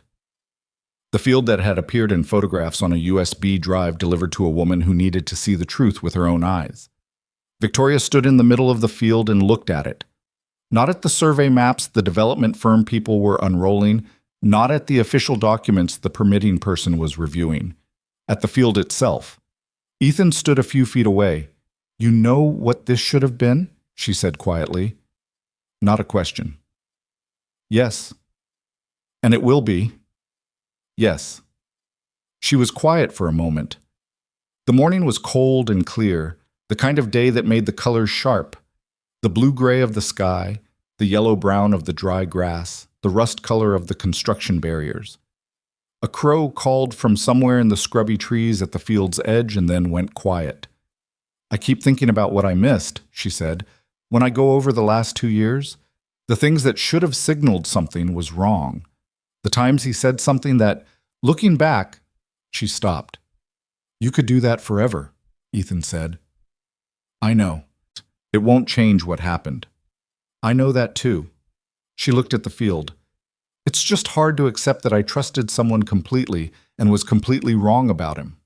He thought about the right thing to say. He wasn't always sure of this, of what was honest versus what was kind, and whether the two things were the same. "You weren't wrong about him, necessarily," he said. "You were wrong that he was only what he appeared to be. That's a different mistake, harder to guard against." She glanced at him sideways. "Is that supposed to be comforting?" "It's supposed to be accurate." She looked back at the field. "It's a little comforting," she admitted. The survey team was calling her over to review something on the development plan. She went. Ethan stayed where he was for a moment, in the middle of what had been an empty field and was going to be a building. Walls, roof, beds, a kitchen, a common room where children who had nowhere else to go could sit and be somewhere. He thought about the number Emily had given him early in all of this, 240, the specific count of children in shelters the foundation currently operated. He didn't know what the number would be a year from now, after the North Charleston project was complete, after the 3 other shelters whose construction had been funded through fraud were built for real this time. He didn't need to know the number. The number was going to be what it was going to be, based on the work of people who showed up every day and did the work. That was all any number ever was. On a Saturday in November, 4 weeks after the gala, Ethan took Lily to volunteer at one of the foundation's existing shelters in West Ashley. It was the kind of thing he'd done periodically over the years, showing up, doing whatever needed doing without any particular announcement. Today, what needed doing was assembling donated furniture, flat-pack bookshelves and plastic storage units, the kind that came with instructions that were technically accurate but practically cryptic. 3 other volunteers were there, 2 of them college students and 1 a retired contractor named Bill, who had a practiced contempt for any instruction manual he'd ever encountered. Lily, who had apparently inherited some portion of Ethan's mechanical intuition, appointed herself Bill's assistant and spent the morning handing him tools and asking questions he answered with more patience than he extended to most adults. She was also, Ethan noticed, paying attention to the children in the common room, the ones who were residents, the 5 or 6 kids ranging from toddler to approximately her age, who moved through the space with the careful tentativeness of people still learning a new geography. At some point in the late morning, Lily went and sat down next to a girl who looked about 6 and was sitting by herself near the window with a battered picture book. Lily didn't say anything for a moment, just sat there. Then she said something Ethan couldn't hear from across the room, and the girl looked up, and Lily pointed at something in the book, and the girl turned the page to show her, and they looked at it together. He watched that for a moment and then went back to the bookshelf he was working on. Victoria arrived at 11:30. She came in without an announcement in jeans and a plain sweater and joined the furniture assembly process without explanation, picking up the instructions for a storage unit and studying them with the focused displeasure of someone who had never assembled flat-pack furniture before and was not going to let that stop her. She ended up at the table next to Ethan's, working on her storage unit with determined imprecision. "Panel B goes on the left," he said, without looking up. "I know where panel B goes." "The bracket is upside down." A pause.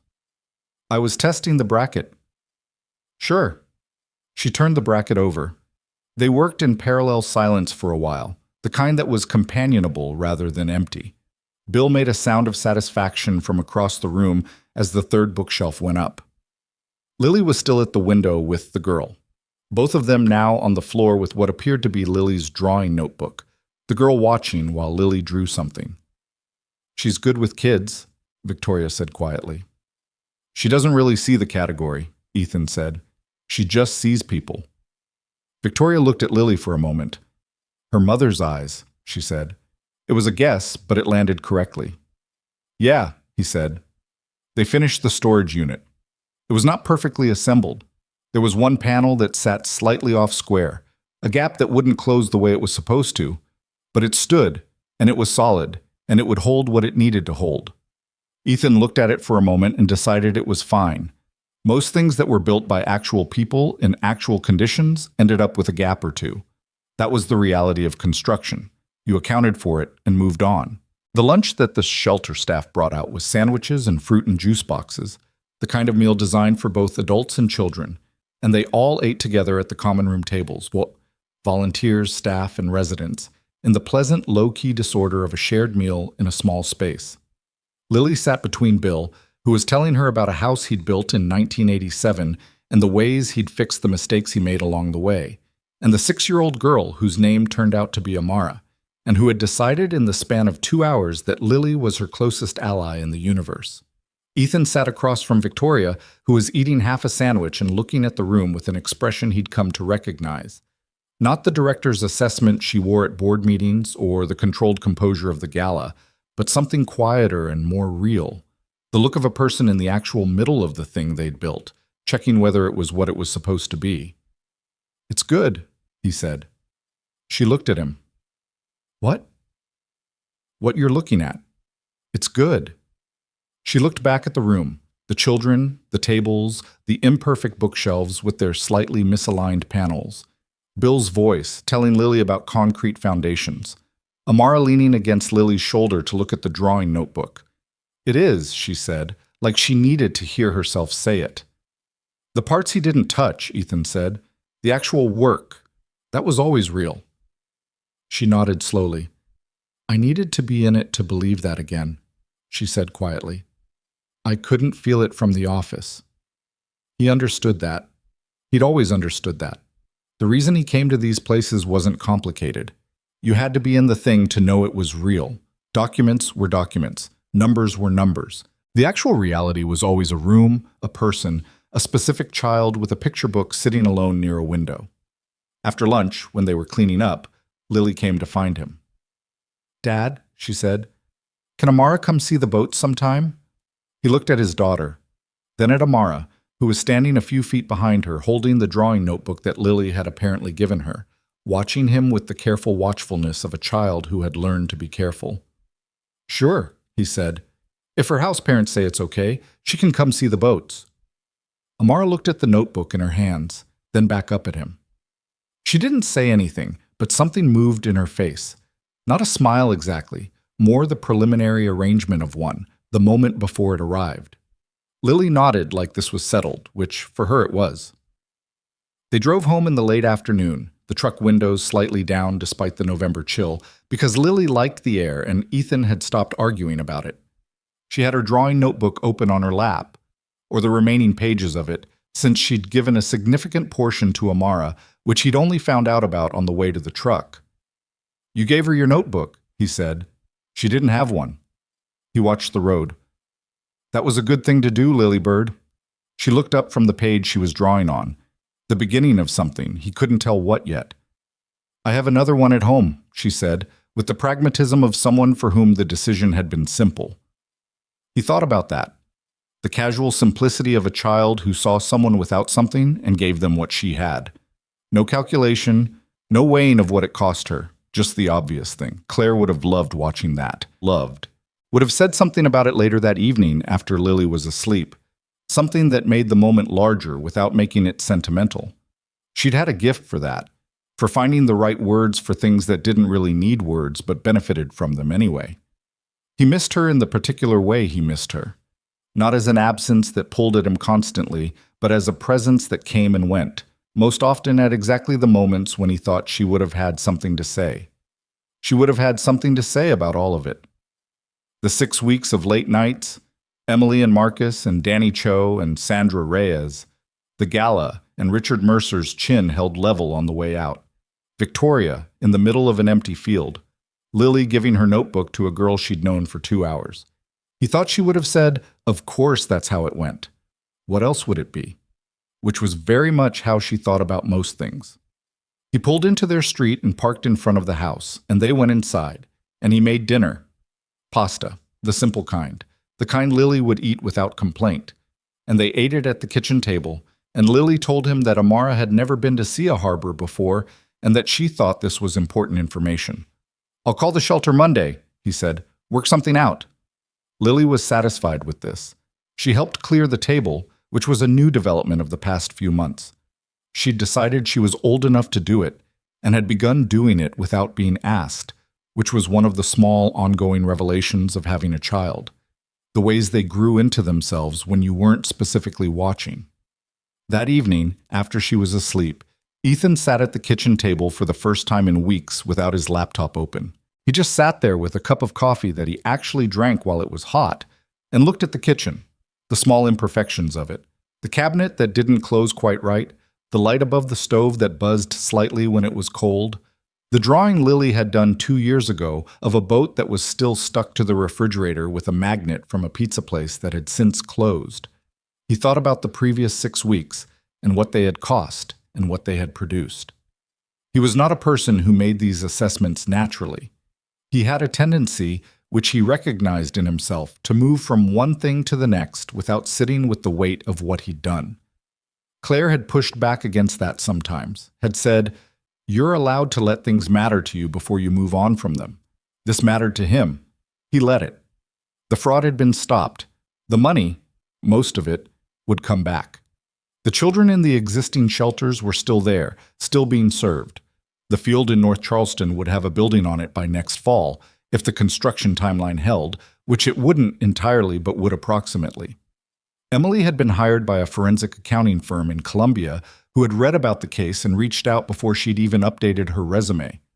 Marcus had received a thank you bottle of bourbon from Sandra Reyes's office, which he'd reported with the tone of someone genuinely moved by this acknowledgement. Danny Cho had sent Ethan an invoice and a 2-sentence note that said simply, "Good work. Let me know if there's a next time." There didn't need to be a next time. He hoped there wouldn't be, but he noted the possibility without anxiety. He thought about the question he'd been asked, various versions of it, by various people in the weeks since the gala. Victoria had asked it. Margaret from the board had asked it. A journalist from the Charleston Courier had asked it in the voicemail he hadn't returned. Why? Why donate that much money anonymously? Why investigate instead of going to the authorities immediately? Why stay quiet about who you were for 5 years and then walk into a ballroom in a suit that fit adequately and let the room see you? The honest answer was not complicated, but it was hard to say without sounding like something other than what it was. He had the money. The children needed the money. His wife had wanted to help children who needed things. It was 3 facts, and they connected in an obvious way. The investigation. He had found a problem, and he had the capacity to do something about it, and so he had done something about it. That was the whole calculus. The ballroom. Victoria needed him there, and so he was there. The rest of it. The room's judgment, the photograph that had ended up on the news, the fact that people now knew his name, was the cost of the thing, not the reason for it. He had spent a long time constructing a life that asked nothing of the world beyond what was needed. A marina, a house, a truck with a persistent check engine light. Lily, who was his entire understanding of what it meant to build something that mattered. He had not been trying to be invisible. He had just been trying to live in a way that was honest about what he actually was. A man who fixed things, who gave what he could, who tried to be present for his daughter the way his wife would have been present if she'd had the time. He had not been trying to be a story, but stories had a way of finding the people who were doing the actual work, eventually. He'd learned that. He finished his coffee, rinsed the cup, checked the front door, went down the hall, stopped at Lily's doorway, watched her breathe in the slant of hall light for 30 seconds. She had Amara's drawing, the one Amara had done in the notebook before Lily gave it to her, taped to the wall next to her bed. He hadn't noticed it when he'd put her to bed. She must have done it after, in the 5 minutes she always insisted she needed to settle. He couldn't see it clearly in the low light, but it looked like a boat. He went to bed and slept, finally, the way he hadn't slept in 6 weeks. Not easily, because sleeping easily was not particularly in his nature, but deeply. Without the machinery of the case running underneath. without the list of documents and the account traces and the mental map of who knew what and what still needed to be confirmed before the gala. Just sleep. The ordinary, merciful weight of it. In the morning, he took Lily to school and came back to the marina and changed into his work clothes, and Frank had the day's list of repairs already annotated on the clipboard by the workshop door, which was Frank's way of saying everything was normal, and normal was fine, and whatever had happened was handled, and here was what needed doing. He picked up the clipboard, read the list, put on his gloves. The boats needed fixing. There were always boats that needed fixing. You could count on that. The same way you could count on the tide and the particular smell of the harbor in the early morning, and the pelicans on the pilings watching the water with their ancient, unhurried indifference. He got to work. The harbor did what it always did. Moved, changed, caught the light differently, depending on the time of day and the season, and whether the clouds were in or out. It had been doing this since before the city was built around it, and would do it long after, and in between it provided a place for boats and birds, and the ordinary particular labor of people who fixed things that were broken. That was enough. That was the whole of it. Some people built the visible things, the stages, the speeches, the organizations with their names on buildings and their logos on letterhead. Some people built the things underneath, the money in the accounts, the early morning hours at kitchen tables, the careful patient work of holding something together when everything was trying to pull it apart. Neither was more important than the other. Both were necessary. What mattered was that the work was real, that the help was real, that when you looked at the thing you'd built, it was actually there, and the people inside it were actually okay. Everything else, the recognition, the headlines, the ballroom full of people now knowing your name, that was just weather. It moved through and left the actual ground unchanged. Ethan Walker, 32 years old, went to work on a Tuesday morning in November, and the harbor was cold and clear, and the boats were where they always were. And somewhere across the city, a field in North Charleston had a survey team's flags in the ground, marking where walls were going to go. The corruption was gone. The children were safe. And the mechanic went back to work, the same as he'd always been. Just a man who fixed what was broken, gave what he had, and asked for very little in return. That was the story. That was all of it.